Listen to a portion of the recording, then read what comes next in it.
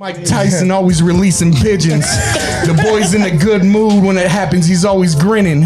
He said, listen, boy, I'm a big bad boy. Stupid fighter with big bad toys. Kick me another word before I lose my cool.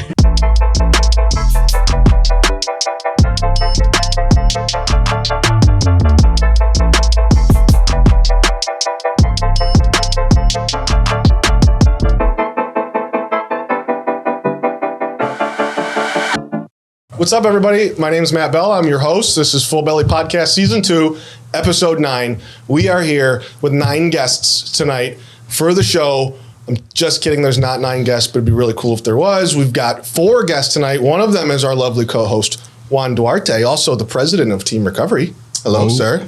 Hello. Good day, sir. I was thinking about the podcast, and I felt really bad that I call you the co-host every time. That's how I introduce you. I could call you a lot of things. You're my best friend. Yeah. You're a really good guy. Yeah. That's it. El Presidente. I mean, there's a lot of things. I could give you a lot. I could introduce you. I could introduce you in a lot of different ways. Yeah.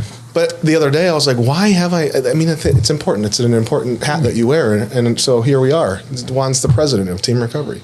Team Recovery Ohio Inc., the 501c3 component of Team Recovery. I'm sorry. I'm just saying correction. Apologies. But thank you. Yeah, man. Yeah, dude. Best friend. Decent dude. That's it. Best friend, decent dude, president, man. That's it. Just a decent president over here. Not a good dad, good son. Not a good dad, but a really good son. Or not a good dad or a good son. Yeah. Dude. Yes. That's appropriate for tonight's episode, for the episode number 9. Actually, yes, it is. That was all scripted. No. Maybe it wasn't. Just kind of go with it, but it always works out because you know where we're at here, right? Mm-hmm. And also down here. Mm-hmm. Mm-hmm. So talk about that a little bit. Oh, man. When you know what you're doing what you know. And if you ain't been down below, then you might get up top. Yeah. That's right, man. I know. Yeah. Who said that? Juan Manuel Duarte. Oh, I thought that was no. Abraham Hicks. That's right. Yeah. Philosopher. 1732. That's correct. That's how you do it, guys. That's how you mind meld. We're connected. Mm-hmm. There's a real connection here. You want to close your eyes? And put out your hand and see how many fingers we touch with each other. Ready? Yeah. Put it out. 1, 2, 3. I'm out. I can't find your hand. Oh, no. Ooh, 2 on the mamas. Mm-hmm. My eyes were closed because we know and we locked and loaded, daddy. Was his eyes closed? Yes. Yeah, closed. Yeah, definitely. Closed. Freaking Vulcan mind meld, I'm telling you, bro. It was really good. Yeah. I'm glad you're here with us again tonight.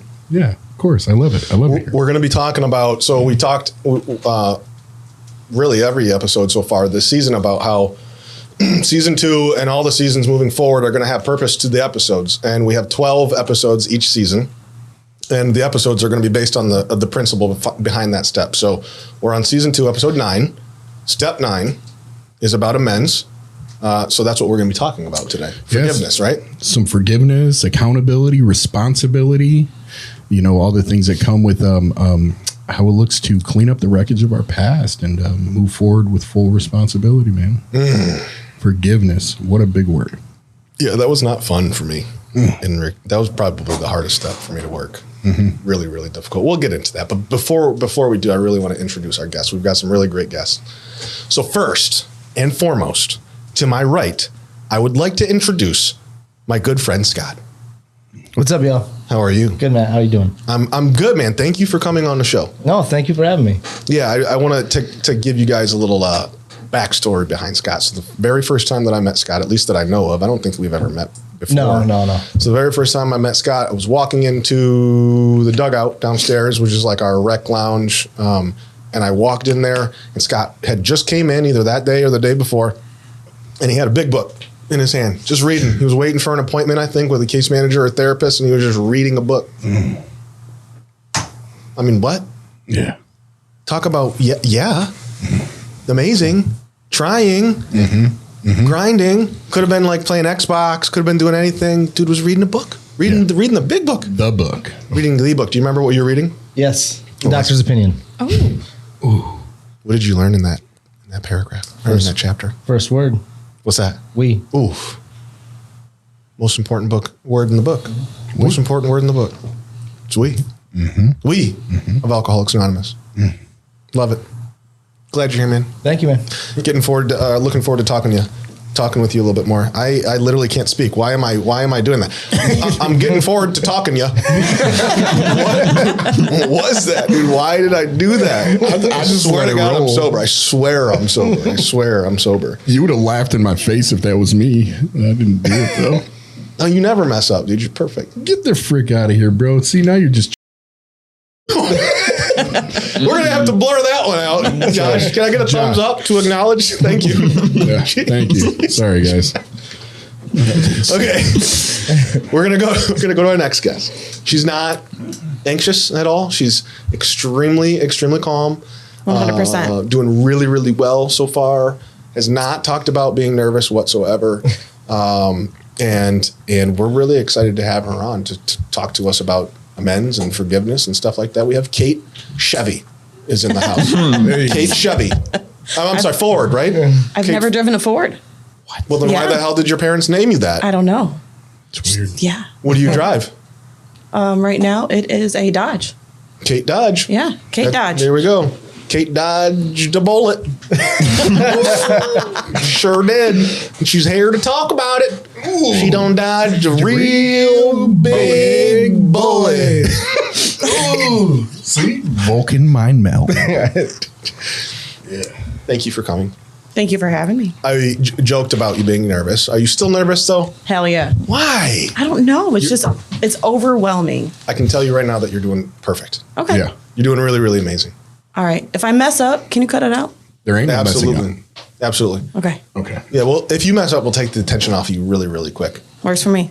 Do you got any jokes? Should we tell a joke to kind of lighten the mood here? Yeah. You got a good joke? I don't. My life. Google. My life. My life. While Juan is looking up a joke. Oh, you got one? No, I don't. Why did you do that, dude? You literally symboled interjection as if you wanted to speak. Whoa. Objection. Sustained. Leading. Contemplative.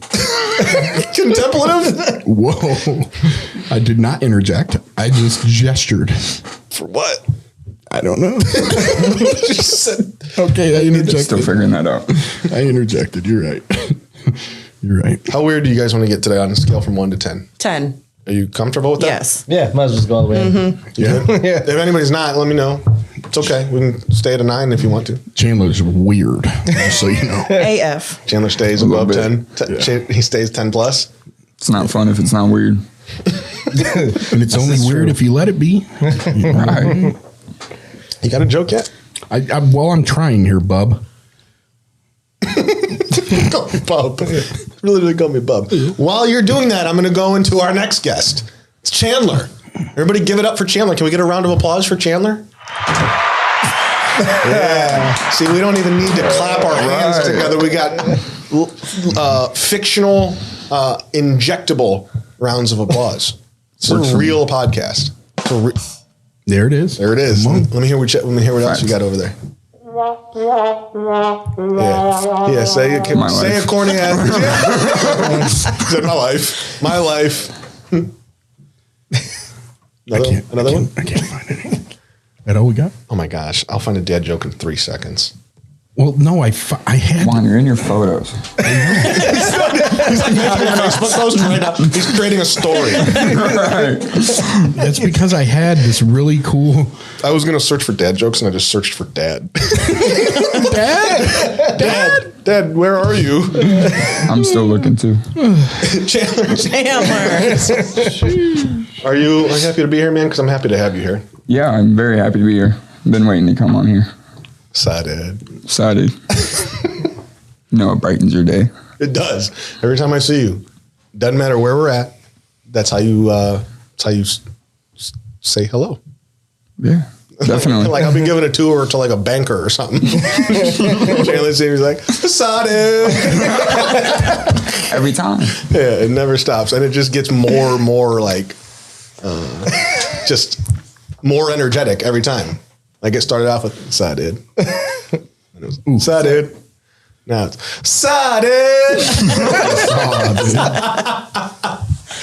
But I do it back to you, and it's amazing. And I love it. I love that. I love that. I love that. I just.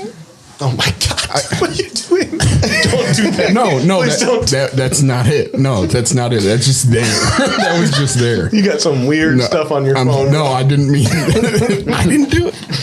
It came that way. Dude, I got a question for you. Why did the bike fall over? Because the kickstand wasn't up. Come on. It was too tired. That's pretty good. That's a good dad joke. I'm going to tell my kids that when I get home. I'm going to tell my kids that. My kids. It's their kids. Why did the golfer bring 2 pairs of pants? In case he gets a hole in one. You've seen it. No, I Right. didn't. You're Yeah, sitting over I've there. I've heard That's it not before. fair. I've heard that one before. You're sitting over there. That's hobby. That one's hobby. Right. Okay, fine. I quit. You going to blame somebody else for cheating? Right. Or is it always me? Just right. The fact that he knew that was my fault. I did You know something. what? Do you even know about Clydesdale horses, bro? Absolutely. They're was absolutely. Yeah. Tell me about it. They are from Anheuser, California, and they are the official horse of Anheuser-Busch. Okay. They're typically dark black or brown. Do you feel what's going on right now, Josh? I feel a commercial coming on. Yeah. Yeah. Do I have to do a commercial right now? I mean, you don't have to. I'm just saying, if you want to be, you got to learn. You got to learn sometime. Yeah. All right. What am I talking about? Clydesdales. Just Anheuser. Clydesdales? Clydesdales. All right, folks, listen up. Here we are, January 17th, 2022, at Full Belly Podcast from Team Recovery in Cincinnati, Ohio, talking about Clydesdales. Clydesdales were invented in Anheuser, California, at the Anheuser-Busch factory. They're typically brown, blue, or black. They only come in the male gender, and they identify themselves at birth with the help of their mother. Figure that one out. Clydesdales were founded and named by breeding the Clydes and the Dales. And the breeder's name was Clydesdale. They rode horses and they churned the barley at the butter farm and turned it into beer, and that's how Budweiser beer was originated in Anheuser, California, in Ohio. What's your phone number? How can you get a hold of Clydesdale? Give us a call here at Clydesdale.com.us. Clydesdales, 1-800-327 Clydesdales Forever. And if you want to check us out on the intraweb, not the internet or the interweb, it's the intraweb. It's www.clyde.net. Fire. Ooh, he got it, doesn't he, Josh? That was so good. Thanks. Thanks. Thank God for Clydesdales. Thank God. I don't know what I'd do without them. They really loosen up your hips, don't they? You know what's funny is I know a little bit about Clydesdales because my friend used to call me a Clydesdale in high school. My friend used to call me a Clydesdale. Jake Peters used to call me a Clydesdale. Shout out, Jake. Yeah, shout out Jake. He literally that. But we talk like this. We talk like we're from Europe somewhere like that. Boy. And he'd call me a Clydesdale. He said, "Look at that," and he'd call me an house. Look at that house running across the field like a Clydesdale. I just spit all over you. I'm really, really sorry about You that. caught it. Running like caught it in your mouth. I just stayed there in shock. But yeah, that's how it was. That's how it was. Yeah, man. Yeah. You killed it. Clydesdales forever, bro. I want a Clydesdale now. We've got some really good folks in the room here. We do. Let's talk about some serious stuff for a second, okay? And then we'll get into talking about you all. But the purpose of this whole podcast, we named it Full Belly Podcast, to talk about not just this belly, but the gut-brain connection and how you keep yourself full in a lot of different ways. And we're talking about your brain, your heart, and your stomach. So I'd like to go around to each of our guests today and talk about what keeps them full and how they continue to sharpen these inside organs, because we need to do that, and it takes practice. So for the listeners that are watching or that didn't make sense. For the viewers that are watching, figure that one out. For the viewers that are watching or the listeners that are tuning in, Scott, tell us how you keep your brain sharp. How do you continue to learn? Obviously, we kind of talked about it the very first time I met you. I think that's something that you definitely do. But in your process thus far, what keeps you intrigued? What keeps you going? How do you continue to exercise this muscle up between your ears? Right now, I'm just pretty much trying to be like a sponge, kind of taking everything in. Obviously, I lost a lot of all of myself, say, and I'm still fairly new, in the recovery. So it's, just trying to keep my mind right, trying to get that spirituality back in my life, keep that inner peace, keep it a constant instead of just, a little bit here and then anxiety a little bit here. So I want to keep it a constant. Without that spiritual peace, I won't have that. So is that something that you find difficult, trying to keep that constant? It's getting easier, but it's practice. It is. You have to practice. It's a lifestyle. Sure. Absolutely. Yeah, no doubt. Very well said. I like that. Thank you. Katie Dodge. Mm-hmm. Was it Kate? Kate, What would you Katie. Like? Katie? Whatever Catherine? yeah. Really? Not Catherine. Too formal. What do you Kate, like? What do you Kate like or better? Katie? What is your legal name? Catherine. Hey, don't call me what I'm actually supposed to be called. I don't Way like too that. formal. Yeah, I hear you. Okay, so Kate. Yes. I might call you Katie a couple times. It's fine. Tell us how your heart. How do you keep your heart vulnerable? We see a lot of stuff in the world, let alone in the world of recovery, and it's tough, man. It's tough to keep that soft, and also to like understand that this again is a practice thing, and for the rest of our lives, we got to keep that moldable and pliable and continuing to get better and working on that in a lot of different ways. How do you do that with your heart? For myself, I know that if I were to meet somebody who was hardened, they would have robbed themselves the chance to know me as a person and who I am now. I am so open-minded with the people that I meet. I try to take everybody in with open arms. Very connected with who I am emotionally, not so much spiritually, but emotionally. Yeah, I'm going to screw this up. You're not screwing anything up. That was literally a fantastic answer. I can relate to a lot of that. Right. How about you, Juan? Yeah, no, I can relate that on, man. Emotionally, like thinking about what you just said, like and meeting people head on and just like being there and open to meeting other people as well is like I'm so thankful that people like didn't push me away, and that we have people in our community that understand where we come from, because initially like that stigma and as well as the actions, I'm like the amends process, like really I owed the world a lot, I put the world through a lot. I did a lot of horrendous things. So keeping that tender heart, I think is like a gift that in recovery, we come in with compassionate, humble, empathetic hearts, because we've just scraped the bottom, and you're so good, man. Your heart's so good. You are so kind to everybody and helpful, always the first to show up. Yeah. Thank you. Yeah. Yeah, I've seen that too. Definitely. Always the first to show up and the last to show up. Mm-hmm. First and last. Both. And in between too. Always there. Your heart is definitely working. Thanks. Well, it's obvious that it's working because you're alive and you're here, but it's working in other ways too. What would you say takes a toll on your heart though? Honestly, I think like I told you in the questions, what takes a toll on me is all the hardships in the world and the things that people have to go through. The disregard for human life by our fellow people, that really hurts me and takes a toll on me. To see others go through hardships, and a lot of people just don't care. So, man, I feel like there's a lot there, and I just want to keep going with that. Mm-hmm. That's really good stuff. But I'm gonna save it because there's a lot that we're gonna talk about today. That's deep stuff. Chandler, Yes, sir. Chandler James Figuroni.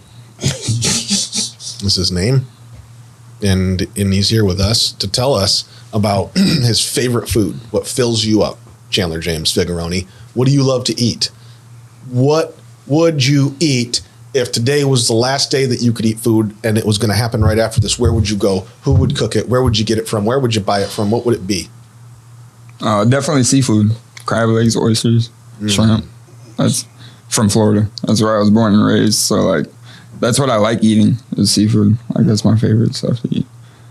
Have you had seafood, the shrimp out of Lake Erie here? Up here? They call them scrimps. Definitely Scramps. not. No, definitely not. Yeah, we got mussels up here. We got scrimp. We got crabs. Fake seafood. You don't even have to go into the lake to get crabs around here. You can get crabs wherever you want to. I wouldn't recommend eating them. They're not that good. Definitely not. You can get them if you want. And they itch really bad. Yeah, allergic reactions right away. It's like instant allergy. shit. Instant allergy. You don't want them. Don't do it, Chandler. Definitely not. Seafood. Is there a specific one? Is it crabs? Is it shrimp? Is it mussels? Is it halibut? My favorite would be like crab and oysters for sure. Steamed oysters. Crab leg, crab craw, king crab, Alaskan, snow crab. You ever had snow crab cold? No. No. Snow crab cold? Yeah. No. Or stone crab. I'm sorry, not snow crab. Stone crab. No. Stone crab. Oh my god. The heck is stone crab? Stone crab. Yeah. I know what that is. You know what stone crab is. I think I do, but I don't. Aren't they the small ones? Why don't you tell the camera what stone crab is?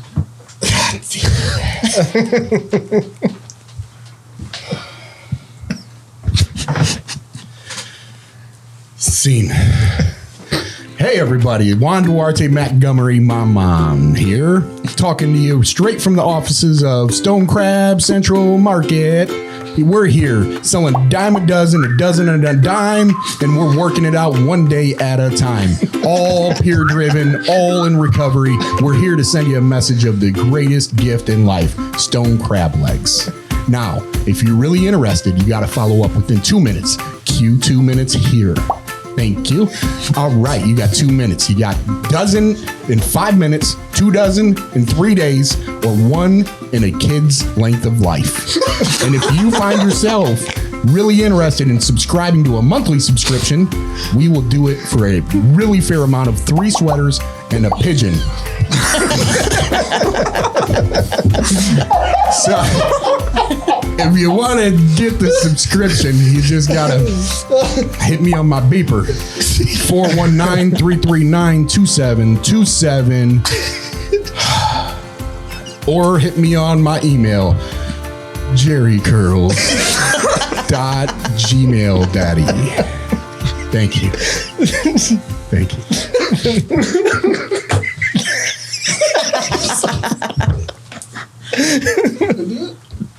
You did it. You said for the low 3 sweaters. You gotta send us your sweaters, dude. Yeah, you gotta send us your sweaters if you want us to send you some stone crab, dude. And a pigeon. One pigeon. Send us 3 sweaters and a pigeon. That's all I can think of. It's the last thing that I would think of, dude. That is literally the last thing. I forgot about money. Just, I don't want your money, man. Send me 3 sweaters and a fucking pigeon.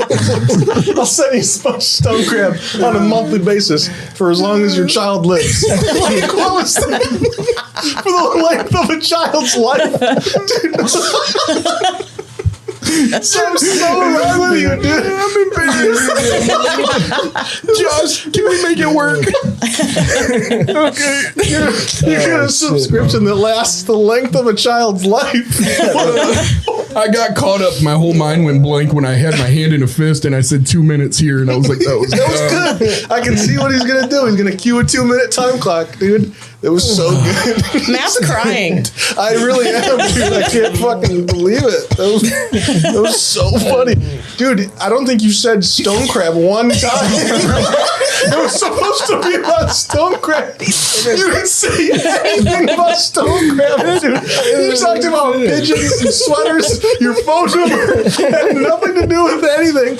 Your email address didn't say anything Jerry about curls? stone crab. There's the Jerry curls. What was that, dude? Oh my god. My email was Gmail Daddy.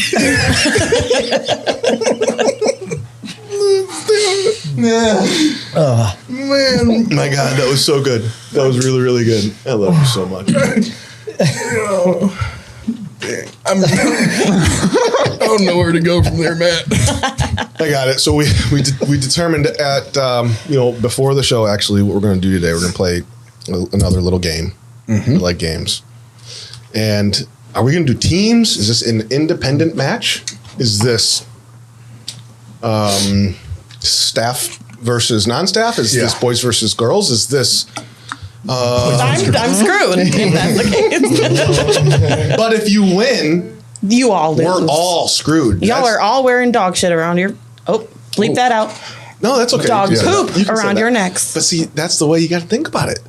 You're not screwed. it could You be. could be the ultimate winner, the winner, not the winning team. And You we could be all the lose. winner. What's the challenge? Excuse me, I just burped. We're gonna do the game. The game is gonna be just like rapid fire words. We gotta just go in a circle, say a word that falls into a category, and if you take longer than 1 second, you get a strike. And if you get 3 strikes, you're out of the game. Yeah. So what do we do? In the first 2 losers to get out of the game? Yeah, Or first is there 2 a losers. winner? Should we find out who the winner is? Because, for example, if I get 3 strikes and then Scott gets 3 strikes, is that over? We lost. Does that mean all 3 of you win? We go until we get a winner. The winner gets a prize, and then the person in between, you're just the 2 people in between. You're okay. First place gets a prize. Okay. The last 2 get a punishment. Yeah. And what are we going to do for the punishment? We're gonna do Bogey. I think we should do Bogey. Okay. One of his turds in a Ziploc baggie. Okay. On a necklace. Okay.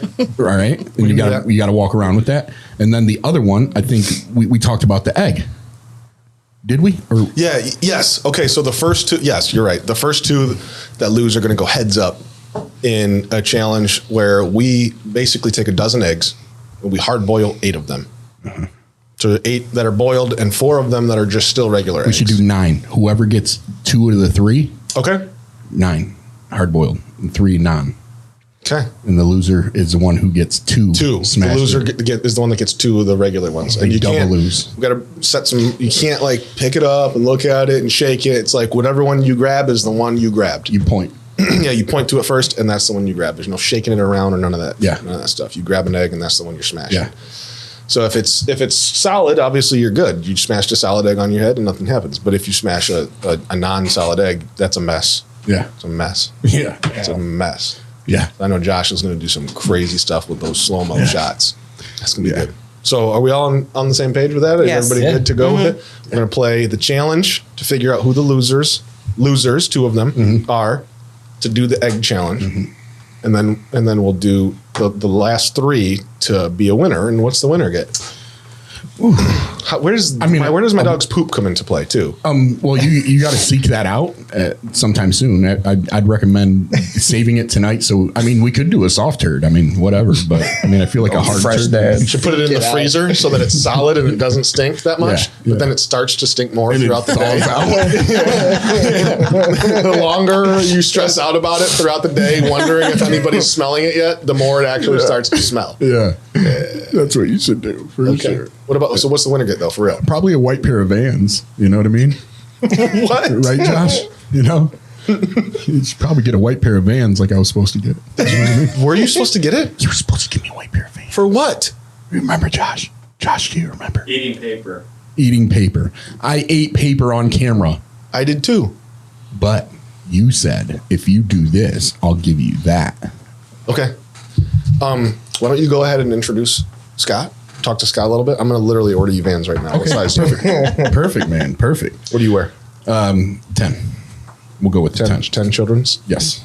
Yes. Mild. 10 mild. Okay. Yeah. Yeah, dude. So, dude, hello, Scott. First of all. What's up, man? What a blessing, man, for us to be sitting here. It's pretty wild. So for everybody out there, I guess, how did you come here, like, to be with Team Recovery? A friend of mine, my family reached out to a friend of mine who reached out to you guys. And, you guys, busted your ass to get me in and saved my life. Well, dude, no, it was crazy. It was really dope. It was really, yeah. It was really, really cool situation. We got a call from an associate, a friend of ours, saying that a family wanted to do a tour, right? And that was probably one of the most powerful tours I've ever done in my life, man. And you ended up here with your family, your mother, your father, and your sister. I did not want to go on the fucking tour either when I got here because I was like, oh, dude, I did it for my family. You didn't even want to do it. Because I didn't know anything about recovery or anything, Yeah, so it's your first time, right? Yes. First time being sober and in recovery. Yes. And you're walking around with a big book. Yes. Because it's life or death. Man. It is. Absolutely. And so, what was cool though, I feel like me and you like popped off right away. We connected. Absolutely. You know what I mean? Like it was like sometimes, it didn't feel like me and you were separated. I felt like me and you were like, you know what I mean? Yes. You know what I mean? We're talking the same language, dude. But, so we did the tour and how were you feeling though when, during that, especially when we got down towards the war room and we were talking, like, what was your feelings and thoughts around? I felt great, which I know that's a weird thing to say because I wouldn't expect myself to say that.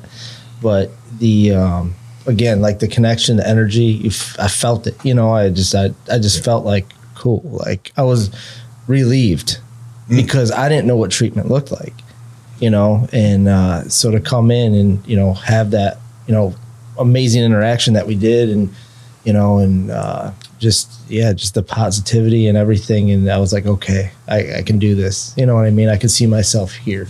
Yeah. So yeah, we cried. Yeah. We did. I mean, we cried. We cried. That was really, really cool stuff, man. And since then, your family, like how has things changed with your family from that short amount of time? Because it seems like it's changed a lot. It has. Yeah, it has. And I'm still, obviously I'm going to be, just seeing all the bad shit that I've done and put them through. And, I obviously being on the other side, you don't see it, as we know. So that's really hitting home right now. And, but yeah, I mean, they're extremely happy. I mean, I'm better than I was even before I started being reckless and breaking up and, Isn't that crazy? It is. Isn't it crazy how us being reckless puts us in a position to be better than we probably would have been? Like, I don't think I would have been a better person. Like, if I never would have been on drugs or alcohol or anything. I agree. Yeah. Mm-hmm. No, I agree. Because, I feel like you appreciate and you're grateful for everything. Yeah. All the little things, just everything, waking up, just everything. And when people, I feel like I'm not speaking for anybody, but I know as myself, I don't know if I would be grateful if I didn't lose things, consequences. Yeah, and just mentally done. Yeah, physically. So you were saying that right now, currently, like you're feeling like the wreckage of your past. Are you wearing that as kind of like guilt and shame? Then yeah, I still feel a lot of that. Yeah. Is it heavy on you? It's. I feel like it's always going to be because it's always there. It's not. I know. But stay in that book, and it's not. That's what I need. It won't. It won't, man. Those are some of the promises that come with it. But how about you guys, man? You guys too. How about you, Chandler? You still feel really, carry around a lot of shame and a lot of guilt? Yeah, every day.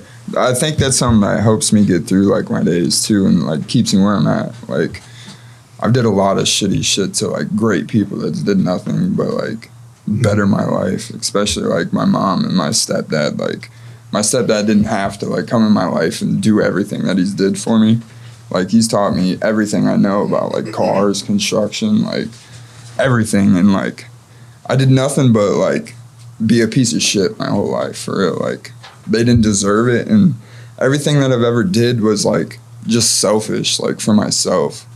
And the guilt and shame, like it's pretty much the first thing I think about when I wake up in the morning. Like I might have a smile on my face, but like that's one of my character defects or whatever. Like I don't show what I'm feeling. Like I just slap a smile and use humor to like protect myself so nobody knows. Like, Why do you do that? I don't know. That's what I'm trying to figure out. Like I don't know. It's just like a defense mechanism or something, because I don't like talking about myself. Like I'm a people pleaser. Like I'll stretch myself so thin just so I don't have to worry about myself. Like that's just how I've always been, and something that I've noticed and I've been working on recently, like talking about it with Brian, therapist and stuff. Like it's just something I need to work on. But like guilt and shame's a big thing in my life because I did some dirty grindball shit in my life. How about you, Katie? Oh yeah, totally. I feel a lot of guilt, not so much shame, but you know, there's a difference between the guilt and the shame. What is the difference between guilt and shame? Oh man, you would do that to me right now. Yeah. I think shame is when you don't feel like you are deserving of a better life, but guilt is when you know you've done something wrong, but you can make the amends. That's what it means for me. I like that. Yeah, I struggle with a lot of guilt, like Chandler and like Scott. Sticka.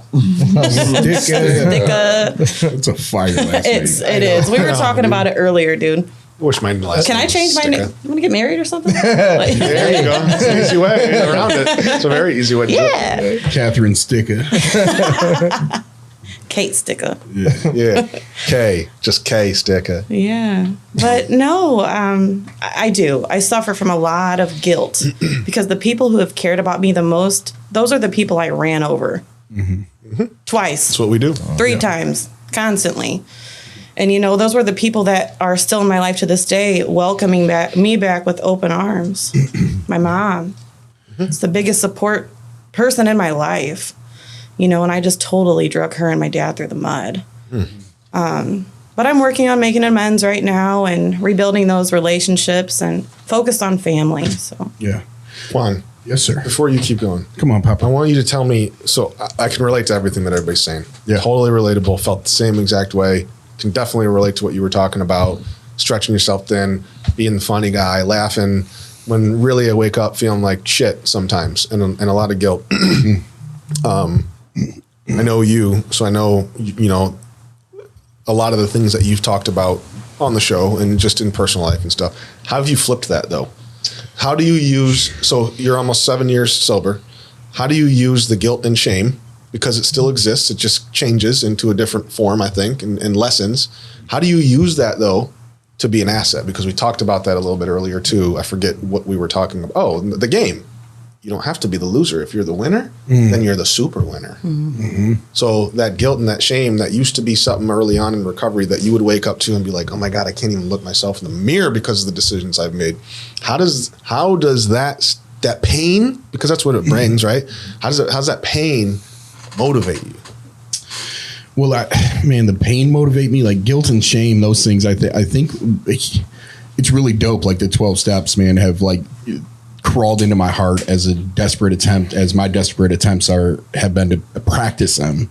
And so as like I'm going through life, like it feels like the literature is like living in me, you know, in some weird way, directing my life.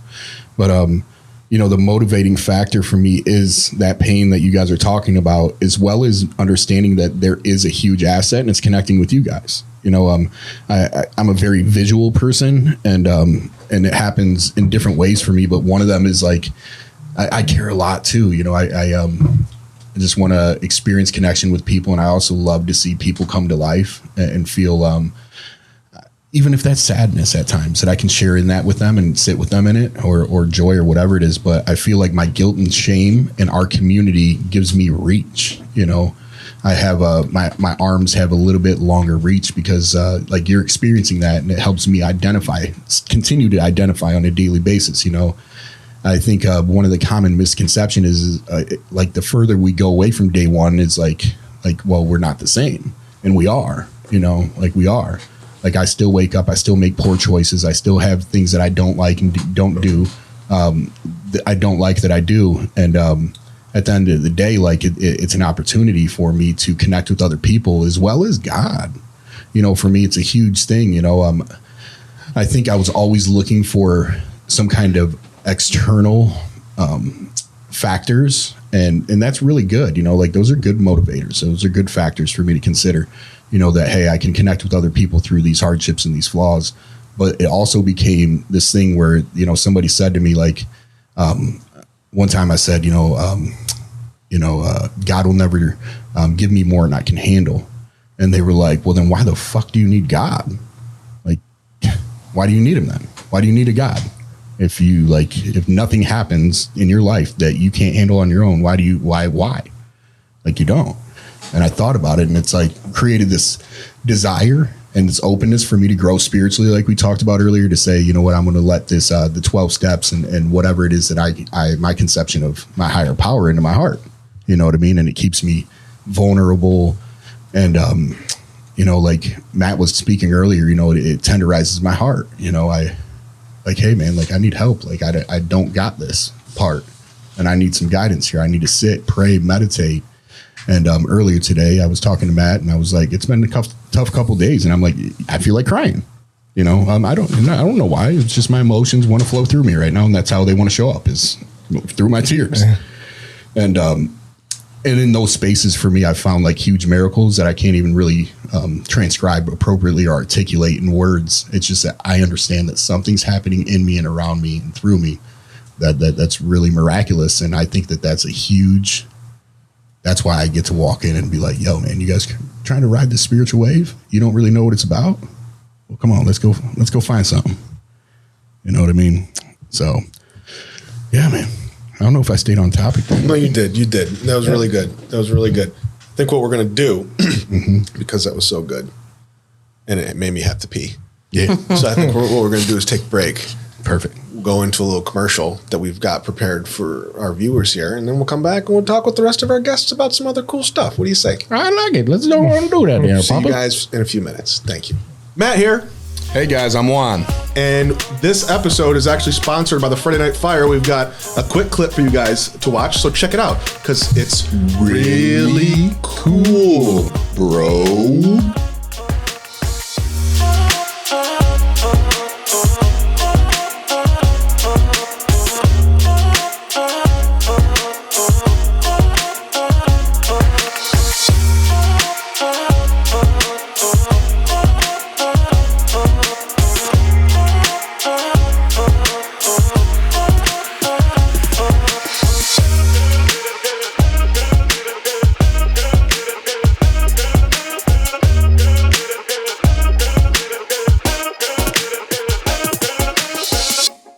All right, you guys see that?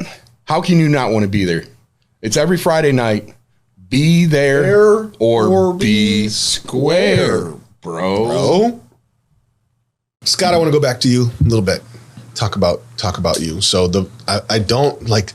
Here's the thing: the very first time we got the call about Scott, I was home post surgery, and I don't remember much of it, but I remember, again, a close associate calling and being connected with us. And I was like, I don't care. Like, I got to help these people. You know, these are people that are close to us.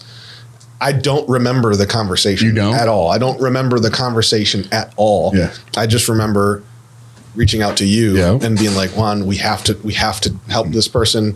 This is very close to home with us. We got to do what we got to do. And I don't like, that was all I did. And Juan kind of took it from there. So then you talked about the fact that you guys gave a tour. So I think you gave a tour with him and his family, and here he is. Yeah, man. And that day was like, you guys are here. Like that day in particular, I felt like I had a snorkel underwater, like couldn't breathe. Well, you were sick? No, it was just one of those days that so much was going on. Oh yeah. Right. It's like every day. Yeah, every day with you. Yeah. And we ended up, but dude, like it was such a welcome thing. I was like, sweet. because when you were like, yo, man, we need to do this tour. I was like, that. Okay. Yeah, that's it. That was all it was. Do it. So when you came, how long after that did it take for you to get in? And like, what situation were you in when that happened? Were you actively using? Had you been clean yet? So I went to another facility for 2 weeks. Mm-hmm. I went to Arrowhead for a couple weeks. Mm-hmm. So I think did that tour on a Thursday. It took, I was in here less than 2 weeks. So I did my 2 week PHP, yeah, at Arrowhead. And then I was only not, I want to say Monday, Tuesday that following week. I was just stayed at home and then came in. And came straight in, huh? Because we didn't accept his insurance provider. Gotcha. And so he came here, and our lovely Stephanie like did what she does, man. Amazing. And made it She's happen. awesome. Made it happen. That's great. Amazing. So did you have to detox somewhere? Because so your drug of choice was opiates. Yeah, and then it turned into other things. Yeah, it turned into just whatever. Anything you get your hands to on. go up my nose. It was. So at the very very end, what was your like rock bottom? What were you using? A little bit of everything, like literally a little bit of everything. Like if it was like an array, you know, there wasn't anything. So I mean, fentanyl. I mean everything. Everything you could get your hands on. Yeah. Were you working? Did you have a home? Were you homeless? Like what was it for you that really was like, oh my gosh, I can't do this anymore? I was working up until about, I want to say a month or so before I came in here. I went out on my bike again for the second time this year. And I screwed up my shoulder really bad. So it kind of, that spun me off, you know, into another bender. And You're a street glide kind of guy, huh? no, What do you street bob, softail. Okay. I mean, street glides are cool. Yeah. He goes, no. But yeah, man, I literally, there was a Sunday before I went to Arrowhead. I was laying there and I was like, and by tomorrow I'm totally cool with being dead or in prison. You know, I was totally cool with it. I didn't think there was any other option. I was done. Yeah. And, you know, my dad called me and he's like, hey, why don't you come over? And I was like, oh, shit. You know, I wasn't feeling the best. And so I did. And I went there and I felt there was a change coming. But again, I thought it was, you know, something way different than where I'm at now. And, one of my buddies came in with my sister and my mom, my dad were there, and they're like, dude, it's a wrap. Yeah. You know, you're going. Yeah. Game over. And it was like a weight was lifted off my like chest and shoulders because that was the change, you know, instead of the alternatives. So it was actually a big relief. I mean, I feel like I surrendered before I even got here, you know? Yeah. But again, I was still up in the air about the recovery piece because I didn't know. I didn't want to, you know, be in a prison-like environment. Sure. Yeah. It's funny. So when you said in your mind, you're sitting there and you're like, it's either death or prison. Like that's what's going to happen, you know, soon coming on. I feel like if we say that to people that like don't understand us, it's like, ooh, Yeah. all right, buddy, you okay? You know, Right. But like that's why we is the most important word in the book. We get that, you know, like when you say that, I'm like, damn, man, I'm getting goosebumps thinking about it. I can 100% not just like say, yeah, I've been there, but I feel being there. Like I can feel it again. Hearing you say that makes me feel like it takes me back to that moment where I'm like, yeah, and then just multiple times. It actually happened multiple times where it was just like, thank God, like thank you. I'm glad that this is happening. Yeah. I remember getting pulled over on Cherry Street in a fugitive stop because I had done a home invasion on a police officer's house in Michigan. And they came like 30 cars deep, surrounded me with assault rifles and shotguns on Cherry Street in front of the diocese right there in the health department. And like never felt so at peace. I was just like, it's over with. Yeah. Because I was like, okay, I'm probably going to go to prison for at least 5 years. You know, like I knew that. All these other times I'd gotten arrested, stealing or whatever, was like, I'll get out in 30 days and I'll keep going. But that time I really like truly, I was like, okay, this is the end. Like I don't get to get out in 30 days and keep it going. I'm actually going to have enough time to sit down and clear my head. And for whatever reason, I didn't. I got out like 90 days later or something on some sort of OR bond, not an OR bond, but like I don't even know what it was. Michigan has weird stuff, but I can relate to what you were talking about. That was the whole point of me saying that. It's like, man, just that utter hopelessness of being like, thank God this is the end. This is what I needed. Yeah. Yeah. So the people that you were with, we're talking about amends and forgiveness. The people that you were with, obviously they're happy to see you here. They wanted you to come here. They are. Yes. Yes. And I'm grateful for that. It's crazy how big your support system is. You don't realize that at first. It's like, oh shit, showing a weakness. You don't want people to know anything. Now, I mean, it's so much easier to talk about things with them, with everyone. And it's like you just own the recovery piece. You know what I mean? It's liberating. Absolutely. So what's next? What's next with them? What's next with your family? We're talking about forgiveness and amends. What's next for Scott Sticka? What are your goals? Where are you going to be in a year from now? I haven't got that far yet. Okay. I really haven't. I'm still working on being in the moment. Okay. Because I've always been so far ahead, it's got me nowhere. My mind just doesn't stop. But, as of the last few weeks, I've actually,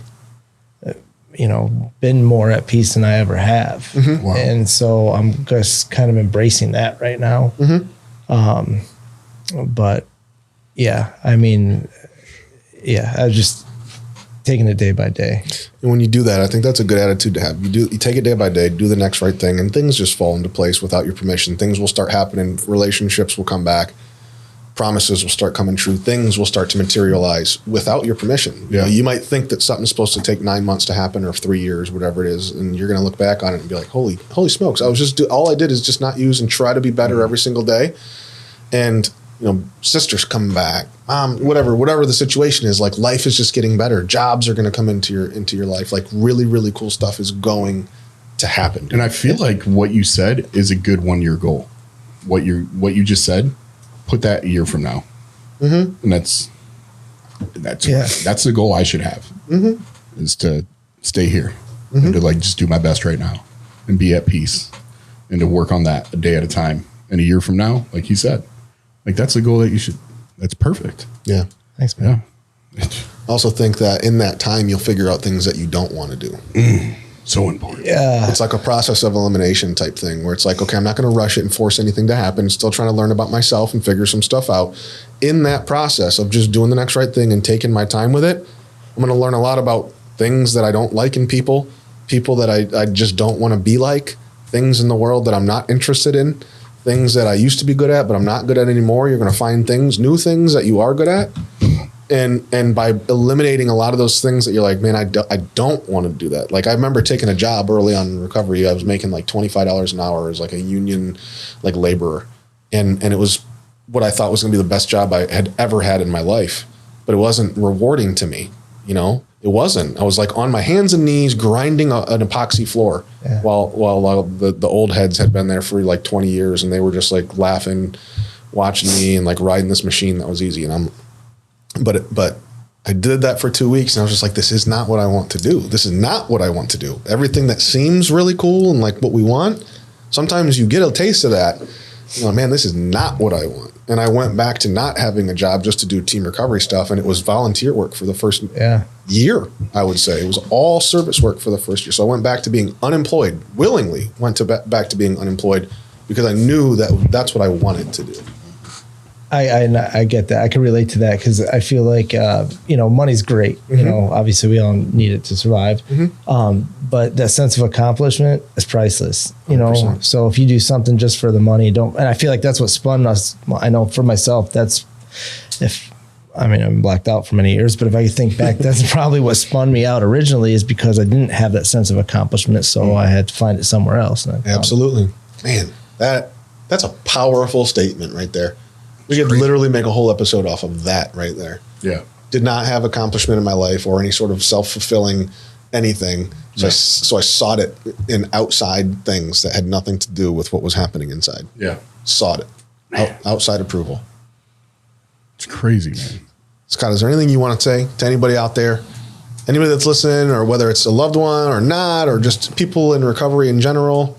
Any message that you'd like to give? No, love is a powerful thing, Just that, try to just, spread that positive message, man, because for everybody, whether in recovery or not, everybody needs it, man. I don't care if they say they don't, because walking around trying to, have this hard exterior and, giving off this negative energy does nobody any good. So, yeah, just stay positive, man. Keep the positive flowing. Keep the universe, happy. It's amazing, dude. Thank you. Man, I love that, man. It sucks without love. Man, dude. It's love or fear. See, that was one of the two. That's it. Live in love or live in fear. Good stuff, man. Thanks, man. You want to go to Katie? You want to introduce Katie? Yeah, man. Yeah. Hey. So this is Katie Chevy or Kate Ford. And Kate Ford, you are actually one of our peer supports here. Yes, I am. And which is really amazing, man. You are so helpful all the time. You are always welcoming people. The first person to I just see you all the time trying to help people get situated and make sure that they understand what's going on here and feel comfortable, make this place feel like it's not foreign, like Scott was kind of talking about, and I just think that you're amazing, and I'm so appreciative you're here. Thank you. And same thing that Matt was kind of talking about, a little bit side shift, First of all, are you working with a sponsor, or how are you going about your recovery process right now? So, I've actually always been against AA, 12 steps, the whole bit. I think that it's because I just wasn't willing. I didn't know what it was about. A few weeks ago, I jumped into sponsorship. I'm not in the steps yet. I'm just reading some of the stories, and I'm getting to know my sponsor on a personal level. But that's where I'm. What's his name? Why is that funny? Clydesdale. Yeah, Clydesdale. Why is it funny? His name is. Don't do it. Oh, you have a female sponsor. That's what you're trying to say. I do. That's fantastic. That is great news. Yes. Where did you learn that from? I'm not interested in the 13th stepping. That's good. Yeah. That's really, really good.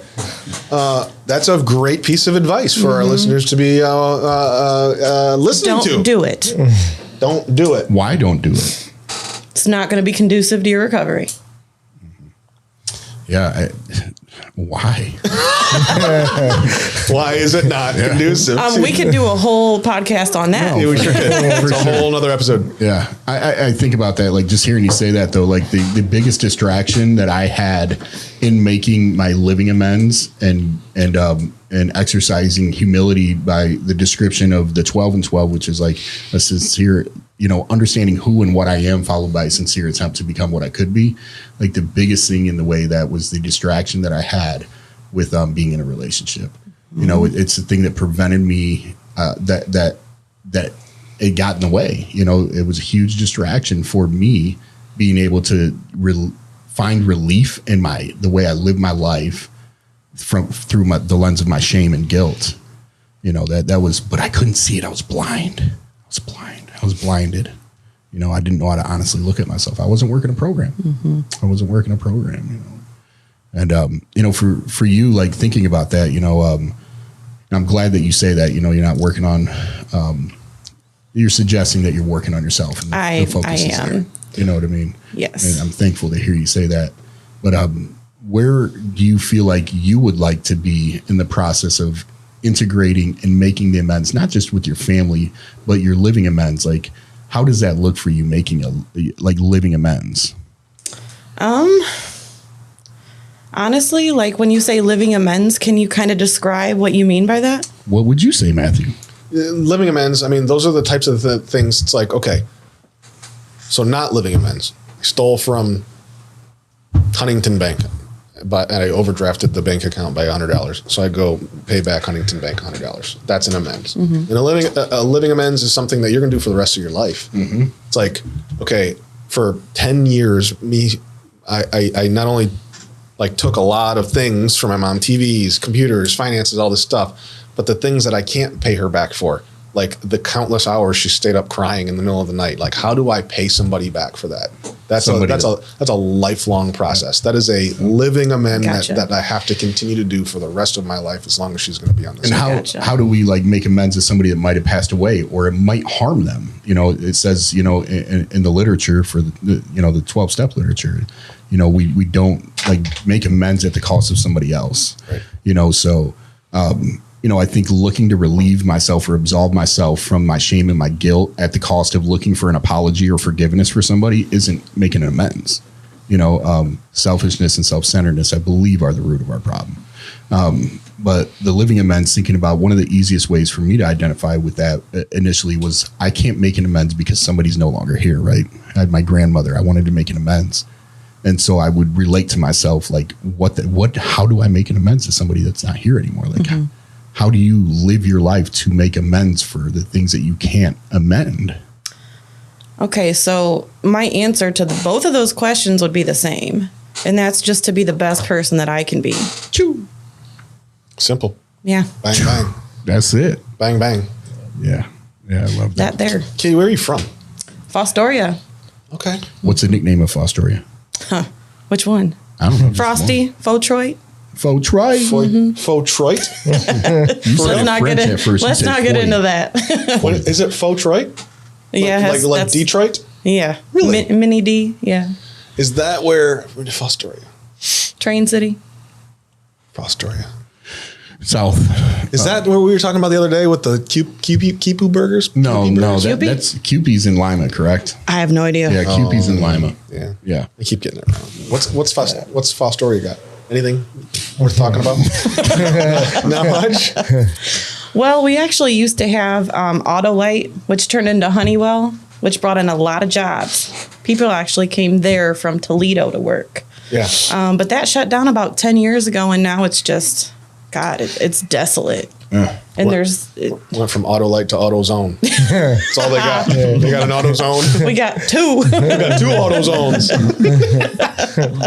AutoZone and Zone Auto. The Yeah, offshoot. it's sad. It really is. How many times have you been to treatment? This is my second go round. First time with Scott, second time with Katie. How many times have you been to treatment, Chandler? Once. Really? This is my first time there. Wow. So we've got some. This is good. This is really, really good. I like this. Okay. Yeah, man. So what was your drug of choice? Opiates, fentanyl is where I ended. How did it start with you? Was it an injury or did you go straight to the big boys? No. It was an injury. I was in a car accident when I was 23. Got on the perks, and I was prescribed those for a really long time. And then once that was cut off, I was buying perks on the street. And then eventually that just got too expensive. So fentanyl it was. Switched it up. Were you able to find that in Fostoria? What, fentanyl? Yeah. Oh, yeah. Really? Didn't have to come to Toledo Well, sometimes I did. every once in a while? I won't get into that. Yeah. Allegedly. Allegedly. What did it look like for you at the end? How did you get here? Want me to go into depth or? As much depth as you're comfortable going in. Like, what did your rock bottom look like? Okay, so my rock bottom ended with me losing custody of my son. I had overdosed in my Dodge. Okay. Did not dodge a bullet that time. Right, yeah. Q. Yeah. There you go. No, but I did. I had overdosed in my truck. My son was with me. I had to go to the hospital. CPS swooped in, took my son. And I was one of those parents who, like, I was better than everybody else because I still had custody of my kids, or I only snorted my dope. I didn't inject it. So, you know, I'm not as bad as everybody else. Yeah. But that did it for me right there. I was losing my son to CPS. Next day I was in detox. So. Good for you Yeah. for correcting that quickly, because Yeah. I see it all too often, myself included. You know, I stayed out for 2 years without seeing my son, and that sucks. you Yeah. know? Our kids didn't choose us. No. It's not fair to them. Right. So next day you were in detox. When was that? How long ago? April 28th. It was April 28th. And you said it was your second time in treatment. Where did you go for your first time? I was at the Key in Lorraine, Okay. Licata. Not sure if you guys are familiar with that. Licata Way? Yeah. Yeah. Yep. Licata Way. How did that go? Women's lockdown facility, actually. I did 60 days there. I was actually pregnant with my son. Okay. I was about 4.5 months pregnant when I went in. Is that why you went to treatment? You found out that you were pregnant? Well, I knew, but I was still using. Yeah. Really didn't know how to come out of that. Yeah. Yeah, just one thing led to another. You know, my kid's dad was just fed up. And I made the decision to go to treatment, and I ended up staying. I went to sober living after I completed the inpatient, and I lived in their sober living until my child was about 4 months old. And then COVID hit, and then it was just, I went back home. Downhill. Didn't last very long. Downhill spiral.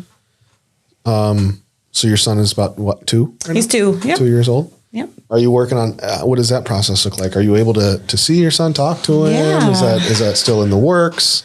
It is. I actually met with my CPS worker today. Okay. So I have my 6-month review coming up in October. I mean, they're so grateful for my experience and how things are going. I communicate really well with his father. Yeah, I see him about every other weekend. So things are going well there. Pretty soon I'll be able to get him unsupervised. So that's one of the things we're going to be going over in our review. And by April of next year, I hope to, be established with a job and a home and get him back. So I have no doubt that all those things will happen. I have absolutely no doubt.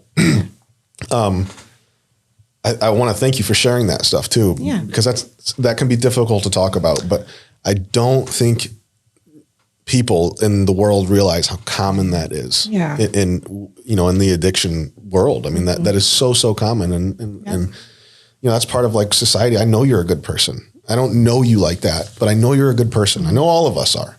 I know we're all good people. I don't believe that addicts are just inherently bad people. No. Something happens along the way, and everybody's reason and everybody's why is a little bit different. But to have children and have families and have success and have whatever it is, and that all becomes secondary to the substance and the addiction or whatever that destructive behavior is. Right? absolutely. And people just don't understand that. They just don't understand that. And they look at it as like you're weak or whatever it is. And that's just not the case. It's really important to understand. Like, that's why I like talking about this stuff, because it's like, okay, this is what happened, but look at her now. Look at what she's doing, man.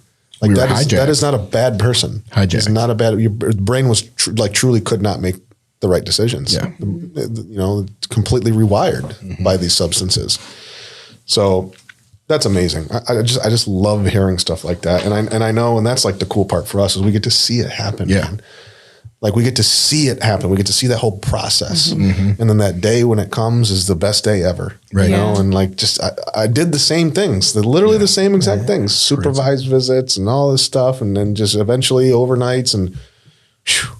Yeah. And watching you listen to his response, you know what I mean? It's like, I think that's like an explanation of who you are. Like him talking about like how he's living and what he's trying to do, and you're crying because you're happy for him. You're going to make me cry right now. You know what I mean? Yeah.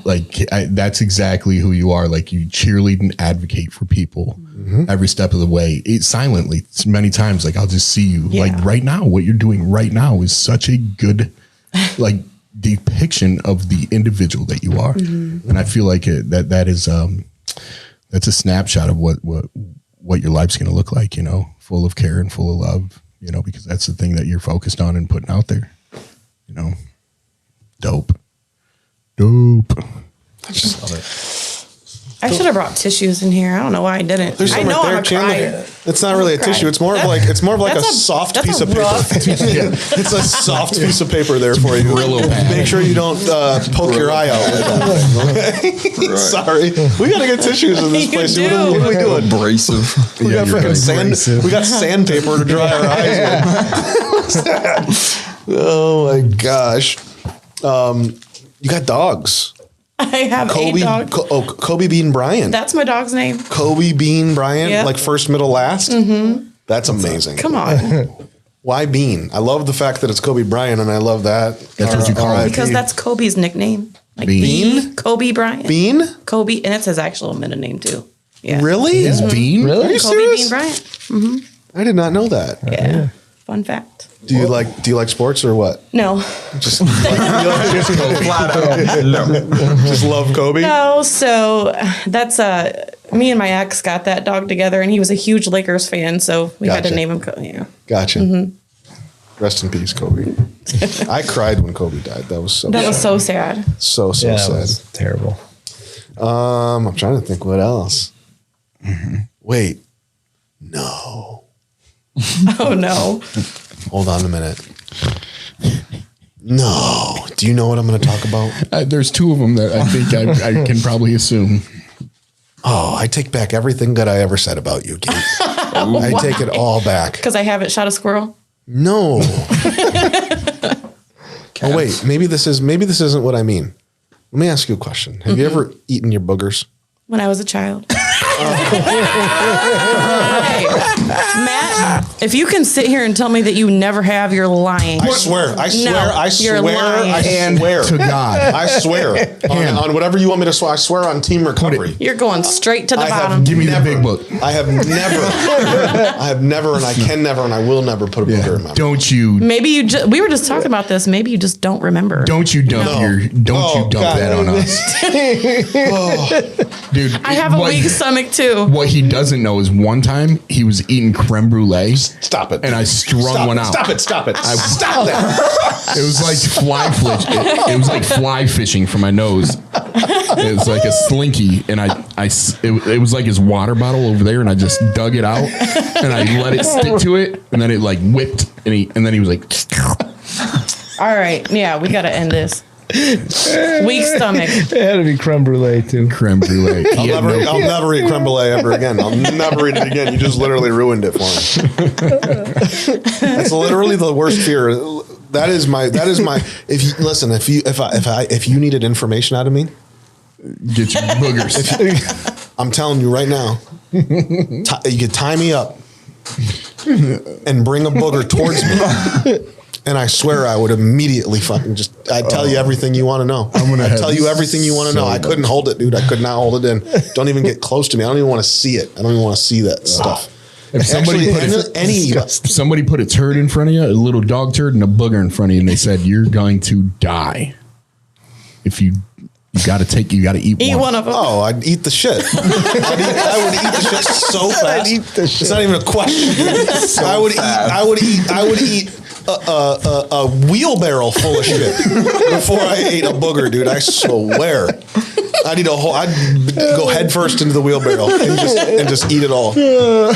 That's wild. I can't do boogers, man. I can't do boogers. Did I tell you why? Did I ever tell you that story? You did, but you didn't tell them, and it's a really good story. When I was in school, so there's actually two. I don't think I told you the second one, but the first one is when I was in like kindergarten. I was on the bus at Lake Elementary, and it was, like getting to school early when it was still dark outside. Like I remember everything.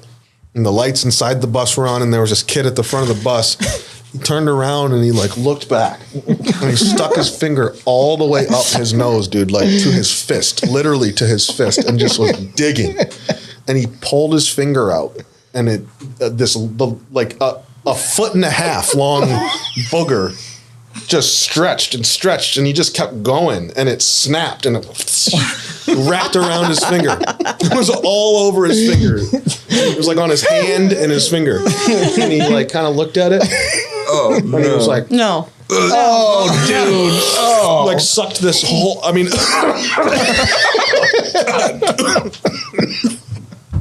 Yeah. Oh, God. Oh, God. That's fucking. I'll never get that thought out of my mind, dude. I'll never, ever truly like traumatized by it. And then my cousin. Oh, my God, are you okay?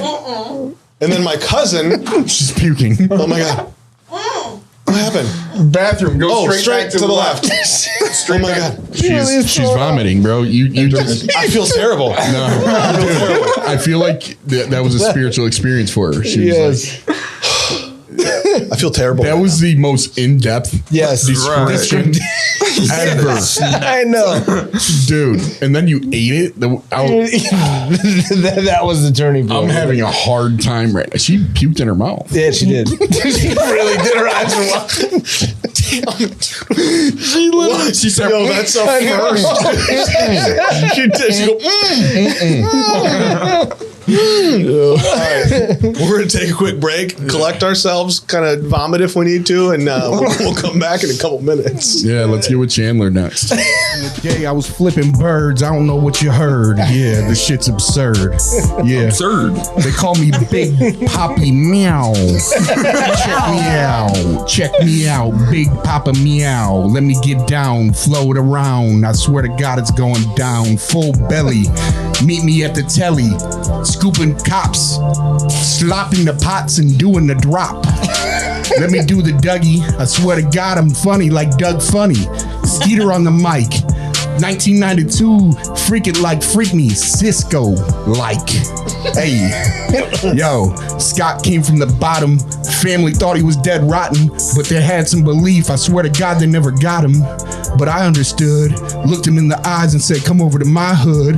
What's good? I know what it's like to be a full-ass grown man. And a boy mind, I swear to God that's who I am. Kate Shepard lost her kid in an overdose in the whip. I swear to God I know what it's like to lose my kid. Shit, I swear to God I'd do anything to get that out of my head, get that shit rid. Yo, Channy, a little ass dude, came from nowhere, always in a good mood. Smile on its face like, what's up, dude? Yeah, I'm always in a good mood, cause why not? I never go to the back of the shop because I never pick up rocks. Yeah, I'm that guy who never should have got that shot. Now here I am, boy, up at the top. Big fat Poppy Muñano. All right, nah. Let me get it. Let me get a couple words. Real talk. Let me get a couple words. Give me a couple. Let me. You guys give me. Huh? I got one. Give me a word. Kate Shepard? Hey. Is that what the name? Kate Shepard? Give me a word. I didn't get that. And then you give me a word, and then you give me a word, okay? All right. Yeah? Go ahead, give me a word. It's on you. Me? Yeah. Just give me a word. Huh? Shit. Oh, What'd you say? shit. Man, my boy said shit. It smells like 1992. I'm 12 years old and forgot to put deodorant on my armpits. Yeah, sweaty little boy. Give me a word. I swear to God, let me go. Where you at? I need another word. Help me flow. Yeah. My word is pigeon. Oh, man. Man. That's a tough one. Shoosh, I swear to God, Mike Tyson always releasing pigeons. The boy's in a good mood. When it happens, he's always grinning. He said, listen, boy, I'm a big bad boy. Stupid fighter with big bad toys. Kick me another word before I lose my cool. Chandler, what you got? Crabs. Hook me up, my dude. Yeah, full sail on full belly. Man, I used to smoke dabs, now I'm chasing crabs. This shit's too good, I swear to God, y'all gonna laugh. I'm a silly dude with a serious heart. Yeah, I'm gonna go out sober, I swear to God, that's my part. Matt Bell, you my homie. I swear to God, before you, I didn't even know me. I'm thankful that you came to this spot and did what you did. Because without this, I swear to God, God never would have gave me my gig. Yeah, time is up. 7. Yeah. Dude, That was good. That was fire. That was bad. ended that right. Yes. Holy smokes. That was good shit. Nice. Yeah, we did a high. You hit him with the Mike Tyson though? Supercalifragilisticexpialidocious. My super big boy. He's a super big boy. With super big toys. Oh man. That was so good. That was so good. I cannot believe what just happened. I don't know if it's crazier about the fact that you just did one of the funniest and also dopest freestyles I've ever heard you do, or the fact that Katie just threw up in our podcast studio. I don't know. Like, I just don't know. I don't know where It got wild. It got really wild. I asked you guys if you wanted to do 1 to 10, and you guys all said 10 or more, and we caused someone to throw up sober for the first time. Sober. So good, man. Wait, what did you say about Chandler, dude? There was something else you said that was Called him a little boy. I was trying to make a reference on his age because he's so young and sober, man. Went and laughed. Definitely wasn't right. It went left. My bad, dog. My bad. That's not what I was going for there, man. He whipped out Mike Tyson's lisp. As if like rhyming isn't hard enough. You threw in Mike Tyson's lisp. Definitely got there. Yeah, it's fire. And actually pulled it off. One of a kind. Fire. One of a kind.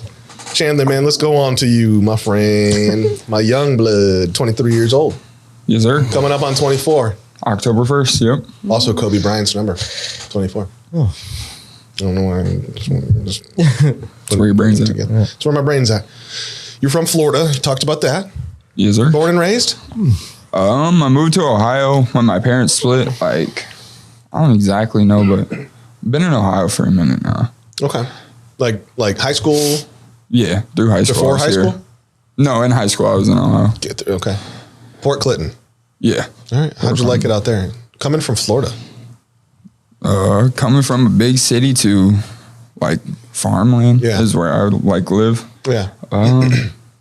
It's a real tiny school. Like, I don't know. I guess I like it because like I've always been country. Like, Yeah. so out there it's peaceful. Like you can do whatever you want. You can For blow sure. shit up, have fires, like ride your dirt bike to go get your mail and shit. That's just what I like doing.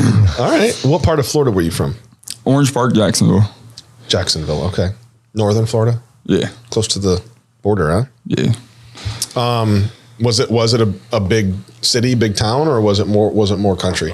Orange Park was like smaller, kind of like Toledo, like size, but Jacksonville's huge, like Sure. skyscrapers and stuff like that. You're young, man. You got one older brother. You got no kids that you know of, at least. You want to be a father someday. You kind of talked about parents splitting, and then you came up to Toledo. Do you think that had anything to do with how you got interested and introduced to drugs and alcohol? Like, tell us about how you kind of phased into the game. How old were you? When I first like started experimenting, I was 15. Okay. But like I was a full blown addict at like 16, maybe 17. Really? Yeah. Like I've been doing it for a while. What was the first? What did you start with? Was it drinking? Was it smoking? Or did you? It was smoking weed. Yeah. And then I went to drinking, and then that got me from like I was a quarterback and playing football like my whole like career. Like I was always one of the jocks or whatever, popular kids. And then when I started doing that, I realized I liked that a lot more than what I was doing. So that led me into hanging out with the wrong type of people or whatever. And then got introduced into Percocets and tried one of those, and it was a wrap from there. Cause You feel like it was like peer pressure and like kind of nobody made me do it. I wanted Right. to do it, but yeah, like if I didn't put myself in that situation, then it probably would have turned out different. But And that was in high school that you tried perks for the first time? I would probably say like freshman year. And was that just like a recreational thing, or was it because of an injury? No, it was purely recreational. So they were just floating around Port Clinton like crazy, huh? Yeah. And this was what, probably 7 years ago? 7, 8 years ago. 2015, 14, something like that? Yeah, something like that. Yeah, it was wild. So did it, how did that progress, and how quickly did it happen? You started doing perks, and then like, was it perks the whole time? Did it go from perks to something else? So it started off like I'd probably say 17 is like when I was a full blown like addict, where like I just needed more. It's kind of like Katie had said, like I was strictly with perks, weed, like alcohol on weekends or whatever, and then it just led up into doing way too many of those. Like I would go and spend $30 on 10 perks and do them in the day, like, and that was just to get me through the day. I wasn't even getting high anymore. So then I got introduced to fentanyl, heroin, whatever you want to call it nowadays. Like realized that you can spend a little bit less and get more or whatever. So from there it was a wrap. Like, and like, I don't know, I'm not a small kid, like you had said. I'm a pretty big boy, so my tolerance was high. So like, I needed a lot. So less money and more bang or whatever. So Yeah, for sure. it was a wrap from there. This is your first time in treatment. Yeah, I've been to detox twice, but this is my first time in treatment. How did you find your way up here? Well, first of all, what detoxes have you gone to? Midwest both times. Midwest detox. And Tell us that process of getting here this last time. You know, what did your bottom look like? What kind of was like, this is the catalyst, I can't really do this anymore? Was it somebody else that kind of was asking you to go, or did you just have enough? It was rough. It was a little bit of both. Like, I had enough, and then that led my family into having like a little intervention. Like so the day I went into detox was Mother's Day, like the best Mother's Day present I could have gave my mother. Mm-hmm. Wow. So rock bottom for me was like experimenting with other drugs that I haven't did before. Like I was up for a couple days, blacked out, didn't know what was happening. Woke up in my car in a random parking lot that I didn't know what was happening. Like, wow. Beat the fuck up, like a hole in my lip, bruised ribs, like bad as fuck. Didn't know what happened. Called my mom. She said that I had said some crazy ass shit, that somebody was trying to kill me, blah, blah, blah. Like, I didn't know, like, I was still out of it. Like 3 days after that happened, until I got like into detox, I still didn't know the story until after I got out of detox. One of my people hit me up and was like, "Are you okay?" I'm like, "Yeah, I guess. Like, I'm alive. What the fuck?" Yeah. And then he told me the story. He's like, I was like, "What happened? Were you there?" He's like, "Yeah." He's like, "You were at the dope boy's house or whatever, and somebody was hitting your vape pen and you asked for it back, like rude or some shit, and I guess that led up into me getting jumped by a couple big old dope boys, and that's what happened. And I guess they put me in my car and drove me somewhere and left me there or whatever." So that was rock bottom for myself. I knew that was rock bottom. Yeah. I was like, I'm gonna end up fucking dead somewhere. Like, I'm too young to be messing with these old fuckers. They don't give a shit about me. They're like, what the fuck? Yeah. But and then like, yeah, like I was too fucked up to drive, so I had called my mom, and she wanted to take me to the hospital. I was like, fuck no, I don't know what happened. Like, I didn't know what was happening. I was like, I didn't know if I did something stupid. I was like, I just don't know. So went to the hospital like a day later, got stitched up, got checked out, MRI or whatever.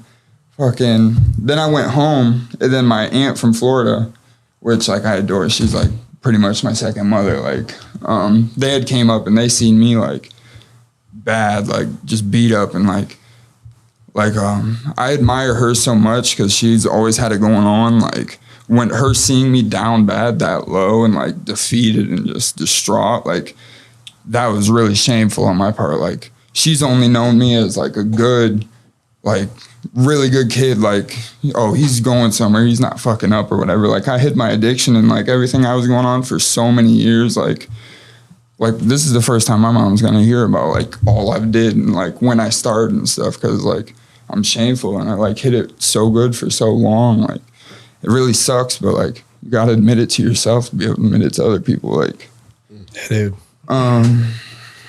kind of lost train of thought, but fucking just them. You were talking about bottom. How you hit your bottom. Them just seeing me like that. Like, my brother, like, he's always been straight A, like straight edge, like he's got it going on, really good job, house, like kids and everything. Like, all of them just seeing me like broken, distraught, like begging for one more like fix before I go to detox. Like, that was, it was something rough. But then like something just clicked in my head, like, dude, I gotta fucking do this or else I'm gonna end up dead, like straight up. Like, I've been doing it for so long. Like, I'm only 23 years old. Like, I gotta fix this shit now because I'm going this hard right now. I can't imagine what the fuck I'm gonna be doing in 2-3 years. Like, yeah. Doesn't get any better out there. Thank God. You got a chance. All of you guys have a chance. This is your first and second times in treatment, and it's like you don't have to go through just years and years. Not that you didn't struggle already for a long time, but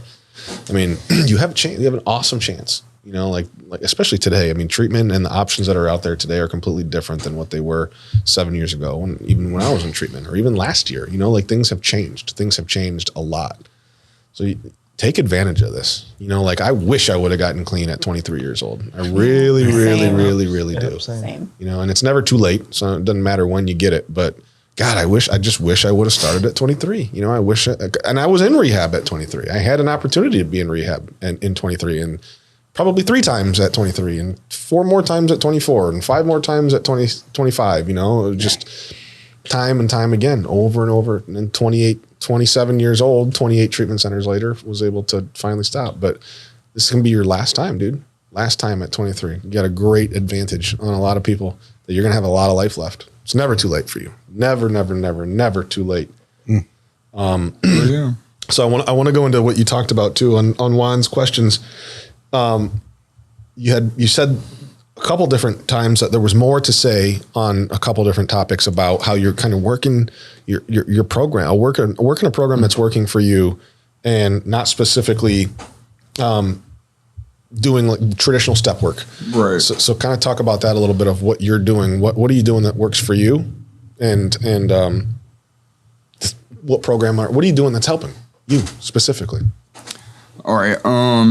So like I'll start off by saying like I want to do the traditional steps because like that's all I've heard. Like everybody like Juan, you, Matt, like that shit works. Obviously it's been around for so long. Like I definitely want to do that. I just don't think I was ready. Like even like when I was writing them or answering those questions, like I don't know if I was ready to do it. Like the typical fourth step, like there's a lot of trauma and shit that like I don't know if I'm ready to like speak on or get to yet, but like I know I need to stay sober. Like I can say whatever I want to say right now, like and stay sober, but like to remain sober, I really need to work on all my character like flaws and get to the root of like what all this happened from. And like my program that I'm working right now isn't doing that. It's just keeping me sober day by day. Yeah. Like, so pretty much what I do is like, I wake up in the morning and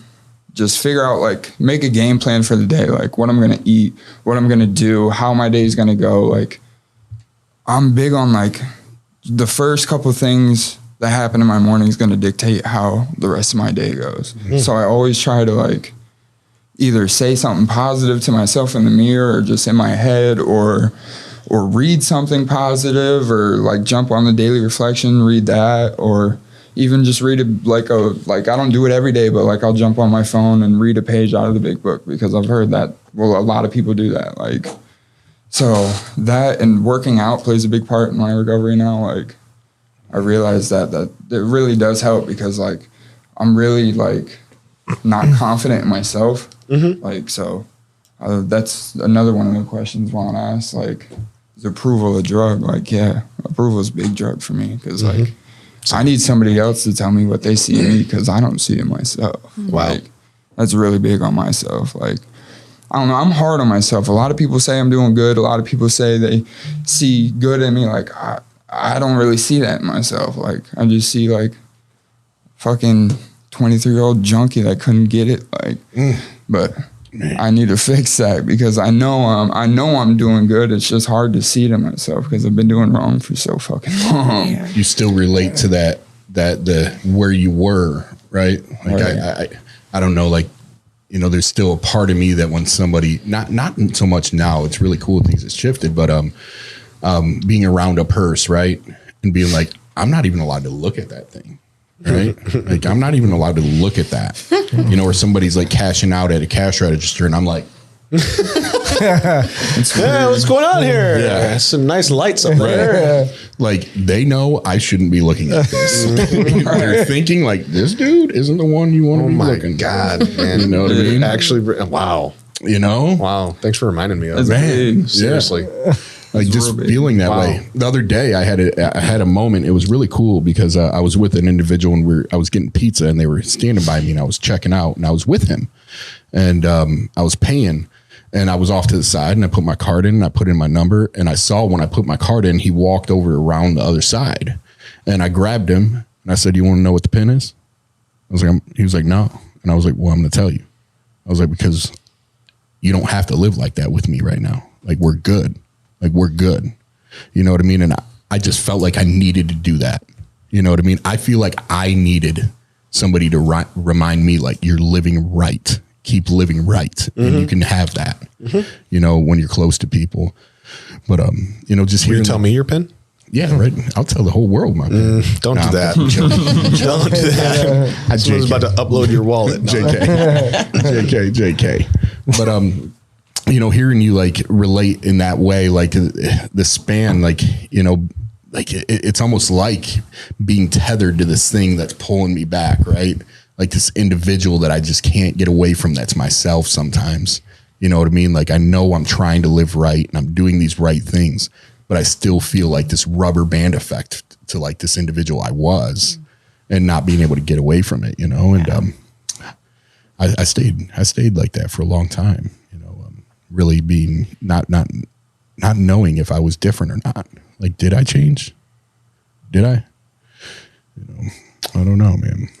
And I hearing Matt kind of speak on that though, like, you know, for you were like, I was reading this and I was like, you know, maybe I want to do the steps, but you know, I think like it made me think about something like moral relativity, you know, which is like morals are like relative to an environment and a community and a culture, you know what I mean? And like in the culture and the surrounding, the environment we're in right now is saying like, this is what's good and not doing this is what's bad. You know, like it's the moral is good here. It's relative to our community. And obviously, you know, we're huge proponents because it's what worked in our lives. But hearing like you know, and this is, I guess, a little bit of friction here where it's like approval and these other things that you were saying, like what's working for you, you know, like what's working for you. And obviously, why not do anything is what I always pose the question to somebody, you know, like why not? But why not? You know, is don't ask why should I? Why shouldn't I is what I should be asking myself, you know? And, but I also think it's important to be able to walk with people as they're opening up. If that takes time sometimes, like not forcing something on somebody forcing something on somebody could force them away. You know, and the last thing that I would want is for you to feel like because of that conversation that you're being pushed away from anything, because really you're right in the heart of everything. You know, and a lot of times we learn what we want or what we need by experiencing what we don't want and what we don't need, you know, so, but there's a lot of grace in that exercise. You know? Definitely. Yeah, man. So good, dude. You're so funny too, man. You're such a dude. Chandler, you're awesome. Yeah, dude. And I love you. I love you too. Thank you. Yeah, man. Dude, you know what we need to do? What is that? We need to build Chandler up. I know it. I know Let's it. build Chandler up. Let's do it. Because I don't know how you don't see it. I know. I hear you and I've been there, but I look at you as someone that, again, has not gotten extremely close. I don't know your life story. I haven't had those conversations with you. And I'm like, how can you not love Chandler? Right. Like, seriously, like, I don't care who you are and how long you've known him. Like, how do you not love the dude? Yeah. You know, like, and so, like, again, I understand where you're coming from because I've been there too. But on the outside looking in, I'm like, this is such a good guy. This is such a good guy that's got a lot to live for, and you'll find it. Yeah. You'll find it, and we're gonna help you find it right now. Absolutely. We're gonna help you find it right now. Katie, why don't you start by telling Chandler something that's really, really good about him? Chandler, you're funny. And I rely on you a lot of the times to laugh. What about you? What about you, Sticker? Bro, your energy. I mean, it's huge, dude. I mean, you're tall as fuck, but you just give off a killer energy, man. Like a huge aura. It's cool. Hell yeah. Thank you, dude. For sure, man. Appreciate that. Yeah. What about you, Juan? Oh, dude, whether you're seeking or feel like you're seeking approval or not, the air that you give off that's authentic, your laugh, you know, is unapologetic when you're laughing. You have a loud, unapologetic laugh that screams fearlessness to me. And you know, you're very kind and inviting to other people. And what I've seen is I've seen you treat people that need it the most very kind, extremely kind. I don't see somebody in you that is oppressive to other people, and I admire that. And you're always like just trying to make people smile and laugh and go out of your way if you can to make people's lives better. And yeah, man, you have a really good heart, dude. And I think that the heart is like the heart.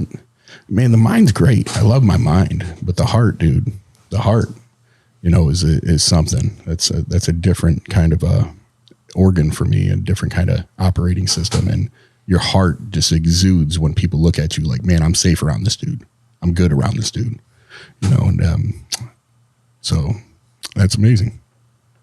What about you, man? Yeah, I think I would second everything that you guys said, but I also think that you're very personable I think that a good word to describe you is personable. You know, we talked about funny and all these things. I think you're personable, and that's something that not everybody has, and it's something that can't be taught. Like that is just like you can't practice being personable. You know, you have that ability to interact with other human beings in a very natural and easy way. You make it look easy, and that can get you really far in life. Man. Like that's something that like a college degree isn't going to do for you. Like being personable, if you can tap into that for the right reasons and in whatever direction you want to go in, can get you very far in that direction. And to take it a step further, I heard you talking about exercise and sports in your past and stuff like that. That tells me you're competitive. That tells me you're a fighter. That tells me you're a winner. And with these things, with competitive nature and personable personality, that's a leader, dude. That's a leader. You put those two things together the right way, 350 degrees for 45 minutes. You know what I'm saying? Mix it up a little bit. That's a recipe for a leader. Yeah. And if you can tap into those two things the right way, dude, I don't even know if you realize it, or maybe you do and you just feel like it's lost, or you haven't done it in a while, but there is a leader inside of you. There's a leader inside you, bro. And I'm not saying that to gas you up. That's so true. It's there. It's there. Yeah, dude. You're like a flower. You're like this delicate little flower that. Hear me out. You're like this delicate little flower that like has started to bud, and you can see the petals of the flower. But like you have, like the flower hasn't fully bloomed yet. You know, like I know there's something beautiful in there. There is something so cool, and all it needs is a little bit more water and sunlight, and but you're about to bloom, dude, and it's gonna be a beautiful thing, an absolutely beautiful thing. Can I touch on that real quick? Please do. So me and you go back a little ways now. We were at another facility together. You were really closed off there. I don't really think you had the passion at that point in time. But since you came here, like you were in the environment to thrive. And I've just, like he just said, like I have seen you starting to blossom and come out of your, I mean, there ain't even no shell anymore. Like you're just busted out of that. Wow. But I see a passion in you now. And I really think that you want this for yourself. It's a beautiful thing to see. Definitely. Come on, man. I love that. I love that. I think we all need that. Again, we go back to that word "we." That's so good. Yeah, man. I know it's what this is about. I want to not end it, but like sort of wrap things up on the interview portion with sort of that, and talking about how, you know, first time in treatment and what you thought treatment was going to be, or maybe you've been in other treatment centers and ended up here for whatever the reason is. What is it about team recovery that's been different for you all to where you have been able to thrive in some different soil, so to speak? What is it about it? And if there's somebody that's watching this that maybe relates to you because they came from Fostoria or maybe they used Percocets in high school or whatever it is, maybe they like to ride and that hard lifestyle is not one that is one of like succumbing and saying like, I need help type situation. Like if someone out there is watching that is like you, talk about how team recovery might be the place for them. And if it's not, how just recovery and treatment in general is for everybody. We'll start with you. Yeah, man. Team recovery is because since I've been here, obviously I've seen other people come through from other treatment centers, and so I don't have firsthand experience on other centers. But as far as team recovery goes, I can speak on. There's not been one single day that I've woke up and been like, "Shit, I don't want to do this," and I mean, I'm all about the fuck it too. You know what I'm saying? And there's not been one day I've been like, fuck it. Not at all. It's like, hell yeah, let's do this shit. You know what I mean? I love that. So it's, I mean, if you're ready, if you're there, man, it's fucking the best place you can be. And I could. Absolutely. Yeah. Facts. I love that, dude. Yeah. Hold on to that too. And just so you know, you having that attitude and showing up every day makes me want to have that attitude. Yeah. Like it doesn't like we're not just here to help you. You help us with that stuff every single day. When I hear that kind of shit, again, getting goosebumps. when I hear people say that this is something different for them and it's helping, and they want to come every single day, man. I've been in 28 treatment centers that I didn't want to go every single day. So to hear you say that this is your first and hopefully last, because it can be your last treatment center, God, we're doing something right. And that motivates me, dude. You're motivating me by just showing up, and you're motivating the next person that's going to come in tomorrow. Yeah. Like them seeing you with that energy I don't care how long you got. You got 2 days clean. You can show somebody with 1 day clean how to get to 2 days clean. Yep. And that was like a big misnomer that was like injected early on. It's like, you got to have years to help somebody. It's like, no, bro. Just showing up. Just show up. Because that's what I looked at. That is literally how I stayed clean. I saw somebody that had a couple more days clean than me in detox. So true. And I was like, damn, he's smiling. I just want to smile. Maybe if I stay another day, or he's not throwing up and I'm throwing up today. If I just stay one more day, I won't throw up anymore. That's, you have no idea how sometimes just being there can inspire somebody. At 30 days sober, somebody with 60 days sober was what I was looking at. You know what I mean? Like it was so much to see somebody 6 years, 7 years. But like when I seen like, man, I can do that. Like that 60 days, and I could see what they did in that 30 days that I was getting into. Be like, oh, okay. Man, it's so true. Yeah. Hell yeah. Katie, what about you? Oh God, there's so many good things I could say about team recovery. For me though, I think the biggest thing is community, you guys. Like I never had this before. I've only been to treatment once, but it was nothing like this. And mentorship. Just there's so many people here who have been through some of the exact same things that I've been through. I'm talking about employees that I can look up to and get advice from, and just strive to be like them. And we do. We have a really, really active community here, and everybody is really close. It's like family. Yeah. And I also feel like Scott. I wake up every day and I want to be here. So.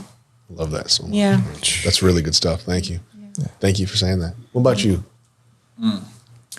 So, like they both said, like I just want to be here. Like at the treatment facility I was at before, like I just felt like it was more of a job or a chore than what I wanted. Like waking up every morning at 6, 5 to go catch a bus to go sit in a room and get taught to for like 8 hours. And then to have to go home and not be able to do anything, have to have somebody to hold my hand to walk to the grocery store. Like I just felt like I was living in a bubble. Like in that bubble, at some point, I'm gonna have to step out of it, and then the real world comes in. Yeah. Like here, like my first day here, like I was told we're gonna give you the rope. What you want to do with it, that's up to you. Like, and that's what I needed. Like I needed to know, like I have to be able to get this myself. Like I'm not always going to have that authority figure per se to like tell me what I have to do. And like, if I don't follow that, then that's the only way you're going to get sober. Like I have to feel a little bit of those like life struggles, like, and deal with it now. So I realize and I get the tools I need to be able to like get past that while I'm here. So I know I can do it out there. Like, and I wasn't getting that from the other place, but like team recovery is definitely the place to be. Like there's so many different options. Like there's not just one way you can get sober and stay sober. Like they offer different options. Like it's up to you how you want to do it, but they'll be there and help you every step of the way. Yep. And the big one's just the staff here, dude. Like you guys care. Like you guys want to be here. Like man. I feel like even if you guys didn't get paid, you would still be here every day, all day. Like true. It's awesome. Like I feel loved here. I feel welcomed here. Like it's just a different environment. Like it feels like a home away from home. Like I like it here. Like it's definitely awesome. And you can bring everybody, and I guarantee they'll say the same thing. Like it's just different here. Like you can't put it in words. It's it's awesome. It is. Anybody that comes on here will tell you that. Like, yeah. Wow. You guys gassing us up or what? No. Shit's real. Real. Didn't even get paid for that. Not only did you not get not paid, you got your coffee taken and your water. No, I sat down and Juan took his shit. They're so great and so supportive. Took all your beverages. Right. and we made Katie puke. Like, we're just great, man. We love everybody. We care. Definitely. I want to thank you guys, man. Seriously, those were really, really powerful words, and they meant a lot. And hopefully they mean something for our viewers. You know, I think that's important. That's why we're doing this. That's why we're doing our podcast. It's not for us to talk and hear. Yeah. It's so that somebody that can watch this and wherever they're at, if it's people you're sharing with back at home or you know, just our current viewers or whoever it is, like we want people to get a message of hope and to find out what fills you all up, what keeps you vulnerable, how you sharpen your tools, and ultimately how you stay sober one day at a time. Yeah. And you know, we talked about a lot today, a lot of good stuff about forgiveness and willingness to do that, and life, and good stuff. Really, really good stuff. You guys ready to do some weird shit again? Yep. Of course. Come on. Most All definitely. right, so we're gonna do the game. We're gonna go into the game. We're gonna pick 3 categories. I'm gonna let you guys pick the categories. You guys each get to pick your own category of whatever. It can be, you know, shoes. It can be snacks. It can be grocery stores. It can be clothing brands. Whatever you want to do. You can pick whatever you want to do. Car models, whatever. And we're gonna go in a circle. And I'll start for the first one, and we'll go until somebody doesn't like continue to stay on there. There's no saying something that doesn't work and you get to say it again. If you don't say it within a second, you got a point. Yeah. The first 2 people to get to 3 points are going to be the losers that play the egg game. And then we'll figure out a winner between the last 3 people. Did I miss anything? No, man. 1 Mississippi. Yeah. Like quick. Like 1 Mississippi. Got you. yeah. Oh, God. Yeah. Brain's gonna stop I'm going to lose. It's okay. Yeah. So you know. And so then there's this as well. Just to keep it in the rotation, if we go, let's just say Juan messes up. Or no, bad example. Let's say Chandler messes up. Then it would pick up with Juan, right? It's not going to pick up with me again because then it's like it gets hard by the time it gets to you every time. Yeah. So we don't want to keep screwing you. I would love to keep screwing you. Yeah, I know you would. But we're not going to do that. We're going to try to Every time. We're going to try to level the playing field, which, by the way, do you know where that term came from? Leveling the playing field? No. Baseball? Yes. Do you know what about? No. Good guess. So the pitcher's mound used to be 12 inches high. Oh, yeah. And it was the angle that the ball was coming down on was really hard to hit. So they leveled it. They brought it down to 10 inches. The pitcher's mound is 10 inches up. And they constantly measure it. It's like the biggest way to cheat in baseball is to just Pile dirt. add a on. half an inch. A half inch on that mound Velocity. changes the angle that the ball comes in at so much that it makes the game so much more difficult. It's crazy. Leveling the playing field. Okay. That's where it came from. I love that. Yeah. I learned 2 things today. Yeah. Leveling the playing field and Clydesdale information. And don't talk about boogers. I love it. Yeah, don't do that's that it. I either. learned that with you. All right. So what's your topic that we're going to go around then? Fast food chains. Fast food chains. I like that. That's going to be a good Okay. one. Fast food. Okay. I got that. Katie, what do you got? What's yours? 1 Mississippi. Clock. Like hair supply stuff. Oh, that's smart. Yeah. Good for you. What does that mean? That Trying is to find a way to articulate that. Cosmetology. How about that? anything cosmetology. Does it have to be for hair? Yes. Okay. Hair products. Like Yes. brand names or products? Anything. Anything. Anything? Okay. Okay. I see you playing chess over there. She's Yeah. over there playing chess. You said I'm the odd one out, right? I got to be the winner. That is good. I like that. Chandler, where you at? Chan man. Ducks. Duck. What? Ducks? So you're going to say duck and then it's just over. No. Because where else ducks. would we go? I don't know. There's a bunch of kinds of ducks. And you know them? Yeah. Dude. See, no. I'm a Okay. waterfowl hunter, dude. I know I'm winning. All right. So I'm not then- wearing shit as a chain. and then we're gonna have to probably have more than just 3 because it's not unless the same person misses the first 3 in a row. We need a lot of topics. Juan, we're gonna rapid fire topics. Types of dogs. Dogs. I'm gonna go with vegetables. Scott, what's your next one? Car tires. Car tires. Oh, God. I just got them today, so that's What? hip to this. Okay, Cereal. that's a good one. Water brands. Okay, there's a lot. If you really think about it, Water brands? Right. yeah. Oh, water brands. Yeah. Okay. Water. Yeah, Yeah. We know where you're And starting. there's a lot of kinds of water out there now too. When you think about vitamin water and never mind. Yeah, Stop. you're cheating. Juan. Cartoon shows. Okay. That could go on forever. I'm gonna go with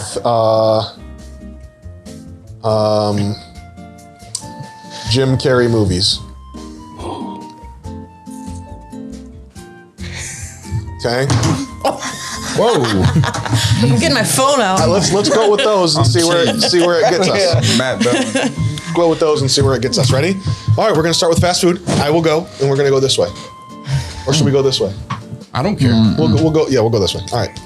So, fast food. Taco Bell, Chick-fil-A, Arby's. Culver's. Rallies. Burger King, McDonald's. Arby's. Arby's.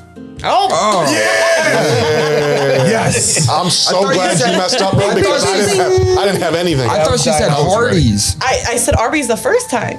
Oh, did thought you you just said- say Hardee's? I said Arby's, then I said Hardee's. Oh, she freaked you on that one, bro. Straight up brain malfunction. Freaked you like a black and mild, bro. Took your insides out.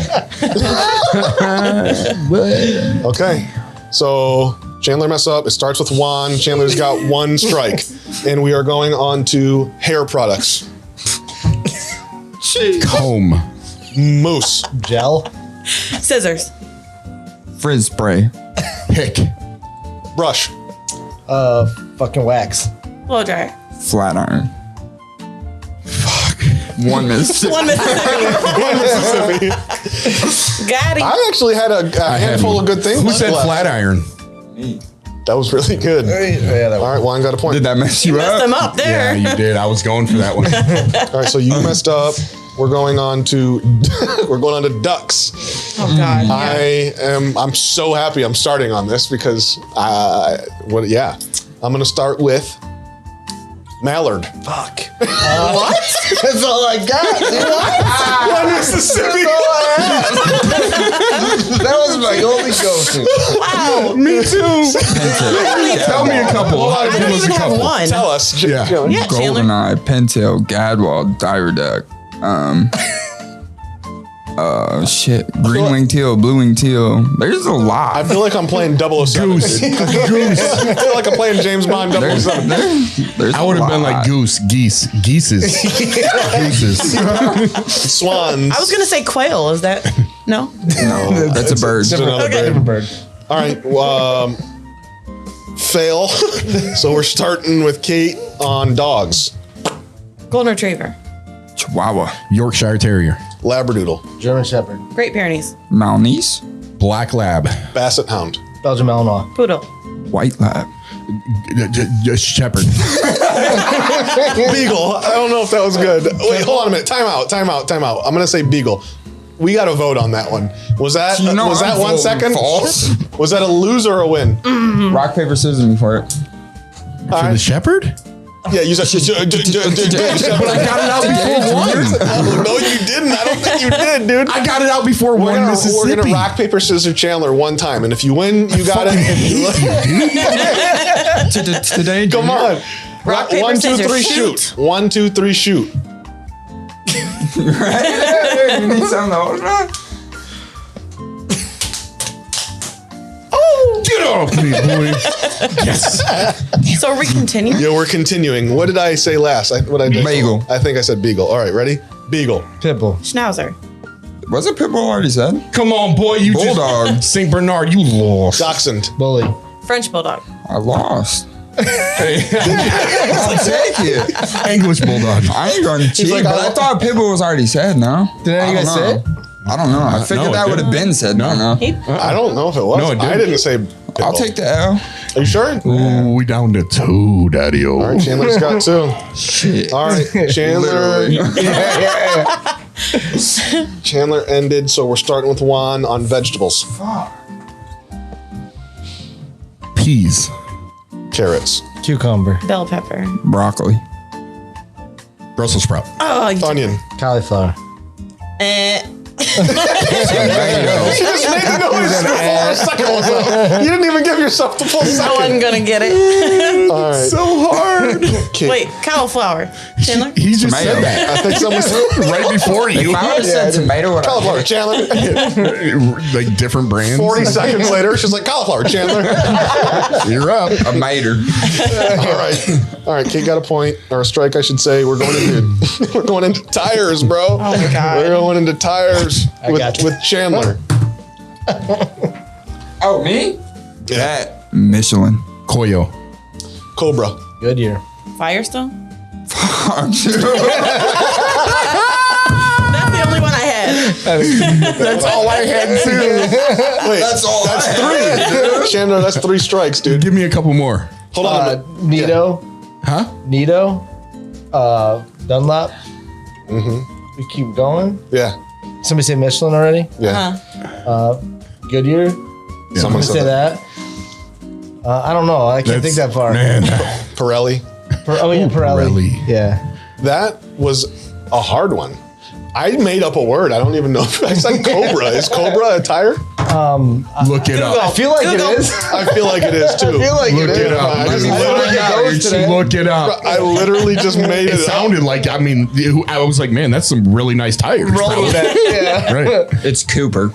Oh. There ain't no Cobra tires. Take dog. the L. No, Cooper Cobras. Oh. Oh. Cobra radials. Yeah, it's a tire, dog. I didn't read that far. All right, bro. It's funny as shit. All right. So Chandler's out. So after you go, it's going straight to you. So we got to think even faster now. So Chandler lost. All right, we're going into cereals. Starting with you. Fruit Loops. Oatmeal. Cornflakes. Captain Crunch. Cinnamon Toast Crunch. Frosted Flakes. Rice Krispies. Fruity Pebbles. Count Chocula. Cocoa Puffs. Fuck. You say Count Chocolate? Count Chocula, boy. You wouldn't know nothing about it. You're too young. Man. That's just, All right, Scott's on the edge. oh shit. All right, we're going into waters with Katie. Evian. Dasani. LaCroix. Fuck. Smart water. Kroger brand. Fiji. Body Armor. Shit. Fuck. Oh, this is That's it. You're done, Tap bro. water. It's over with. It's Toledo? That would have flew. Lake That would Erie? have flew. Scott, dude. All right, so it's Chandler and Scott with the egg challenge. Ooh. Oh, yeah. Yeah. I thought that's One of you guys good. is going wanted to be to do wearing a that. turd around your neck. One of you two, yeah? Oh, no. So this is how it goes. You guys who do the egg loses it? challenge, and whoever loses the egg challenge has to wear the turd. So we're Literally. safe. We're all safe. Yeah, we're safe. At, Now this we're. at this point, it's who's going to be the winner. Yeah. Egg toss are we And talking what was the about? winner's prize again? Or like We never determined that. What do we want it to be? white pair of Vans. Well, never mind, because I'm not winning no way. I ordered your Vans, by the way. Thank you. I did order Vans. What do we do? I got to remind myself to pay. What sounds like a good thing to get?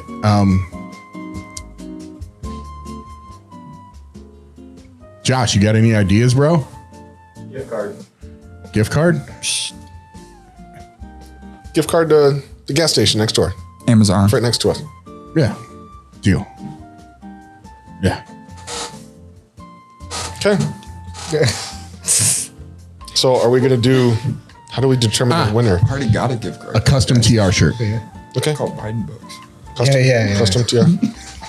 I have a lot of those. I don't want to win one of those, I want one. but I will, I guess.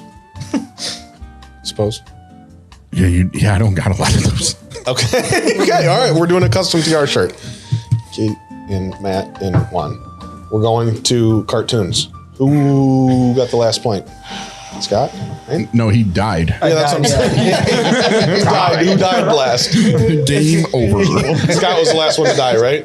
Yes. All right. So we're going with Kate with cartoons. Doug. What? What? Doug. Doug. You lost, bro. Why even a cartoon? Cat dog? That's a cartoon. You never seen Doug? You literally just referenced him in your rap. Doug Funny. Yes. Dude, I was about to say. I have so many cartoons in my head. I have the most cartoons. I'm gonna be really upset if you didn't know what Doug was.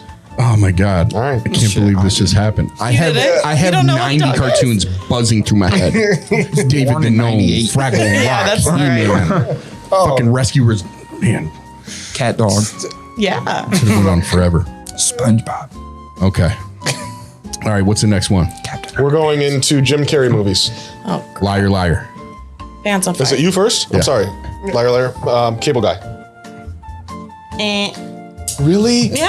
Oh, damn. All right, Kate. Oh, The Mask. damn. It's too late now. All right. So you guys both have 2 points. I have 0 points. It's because you cheat. Flat out. I don't cheat. Find out. Hey, Chandler's like 100% Right, flat dude. out. Flat out, Look at him. I He's cheating. don't lose, dude. I just got done telling you how much of a winner and a leader you are, and you're the first He literally one. has a microphone in his ear, and Monica's feeding him answers. What if I did? I was just like cheating on a fucking Just zinging on a, everything out. podcast trivia show. Just took it to another level. Like I'm not fucking losing. I'm winning this podcast trivia, dude. That is so funny. We're out of topics. So I said the last one, you lost. You're up. You get to pick the topic.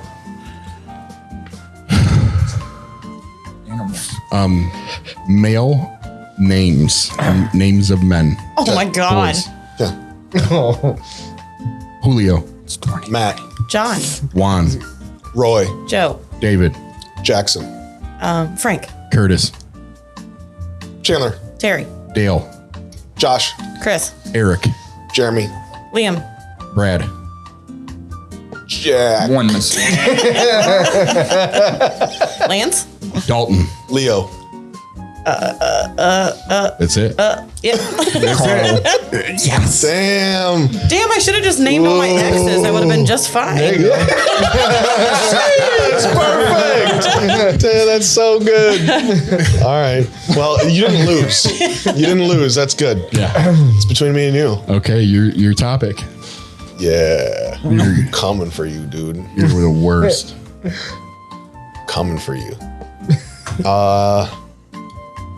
Let's go with airlines. Okay. Okay. I go first. Delta, United France. United Airlines. United Kingdom. Mississippi, dude.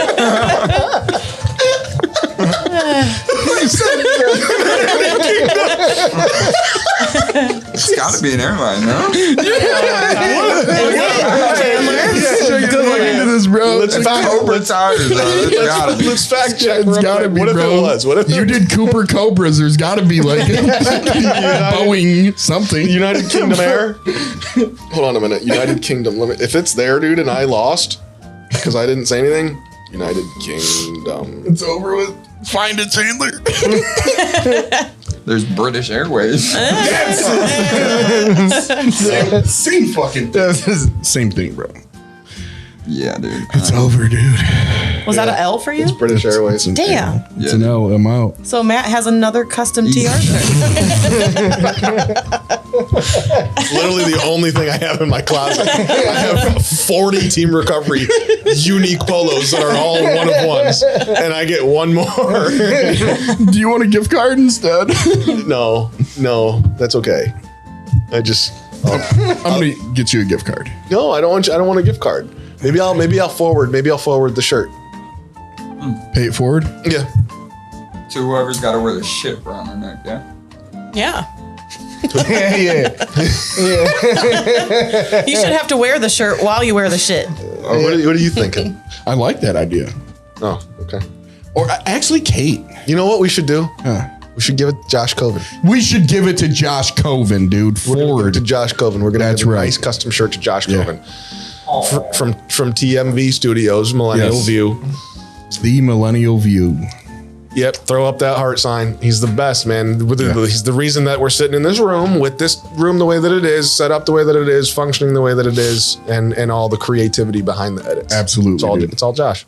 Yeah, it's all Josh. Shout out Josh. Josh Coven, man. The man behind the scenes, the man behind the Ace Ventura When Nature Calls rhinoceros scene photo. Yeah. A little shout out, man. He does weddings, he does concerts, he does like photography, he does events, he does podcasts, he consults, he put all of our products together, built out our room, told us what kind of equipment we needed, how it works, why it works that way. He directs this thing, he produces this thing. Like, dude is sweet at this. Like, seriously. Josh Coven, the Millennial View. Yeah, 100%. I love you guys. Thank you. That was really fun. Love you. I appreciate you guys so much. That was a lot of fun. I think that it was a great episode. We got a lot talked about, a lot accomplished. I think that it's going to be one of our better episodes, honestly. But seriously, thank you guys for your time tonight. It's a commitment. I mean, we were here from 8 to 11, 8:30 to 11, I think. Thanks for having us. Yeah, thank you, man. Yeah. Of course. Thank you guys for coming seriously and opening up and being vulnerable and talking about your story. I mean, shit, that's what this is all about. I feel it was really good for me early on to be able to tell my story, and I think that we need to empower everybody else to kind of do that stuff too. So yeah, man. That's why we're doing this. So season 2, episode 9, you heard it. That was it. We're done. We talked about forgiveness. We talked about amends. You know, we had three great examples of people that are living different lifestyles in recovery, but really the same lifestyle. It is, you know, it's community, it's family, it's love, and that's what we do here. So I want to thank everybody for watching. Again, I want to thank our guests. I want to thank Josh Coven. I want to thank. I called you Josh Coven. Josh Coven. I want to thank Juan, our co-host and president. And you know, more importantly, if you are watching this and you know anybody that needs help, have them call us. 844-561-LIFE is our phone number. We answer that 24/7. If we don't answer, we're going to call you back as quickly as we possibly can because we're humans and we need to take breaks too. Follow the page on Instagram, on Facebook. Give us a like. Follow it on YouTube where we have this channel with all of these episodes. Tell somebody about what we do. We're trying to get the word out there as much as we possibly can. That's why we're doing this today. So we appreciate your support. You guys have a good night. We'll see you in 2 weeks for episode 10 of season 2. You guys have a good night. Thank you so much.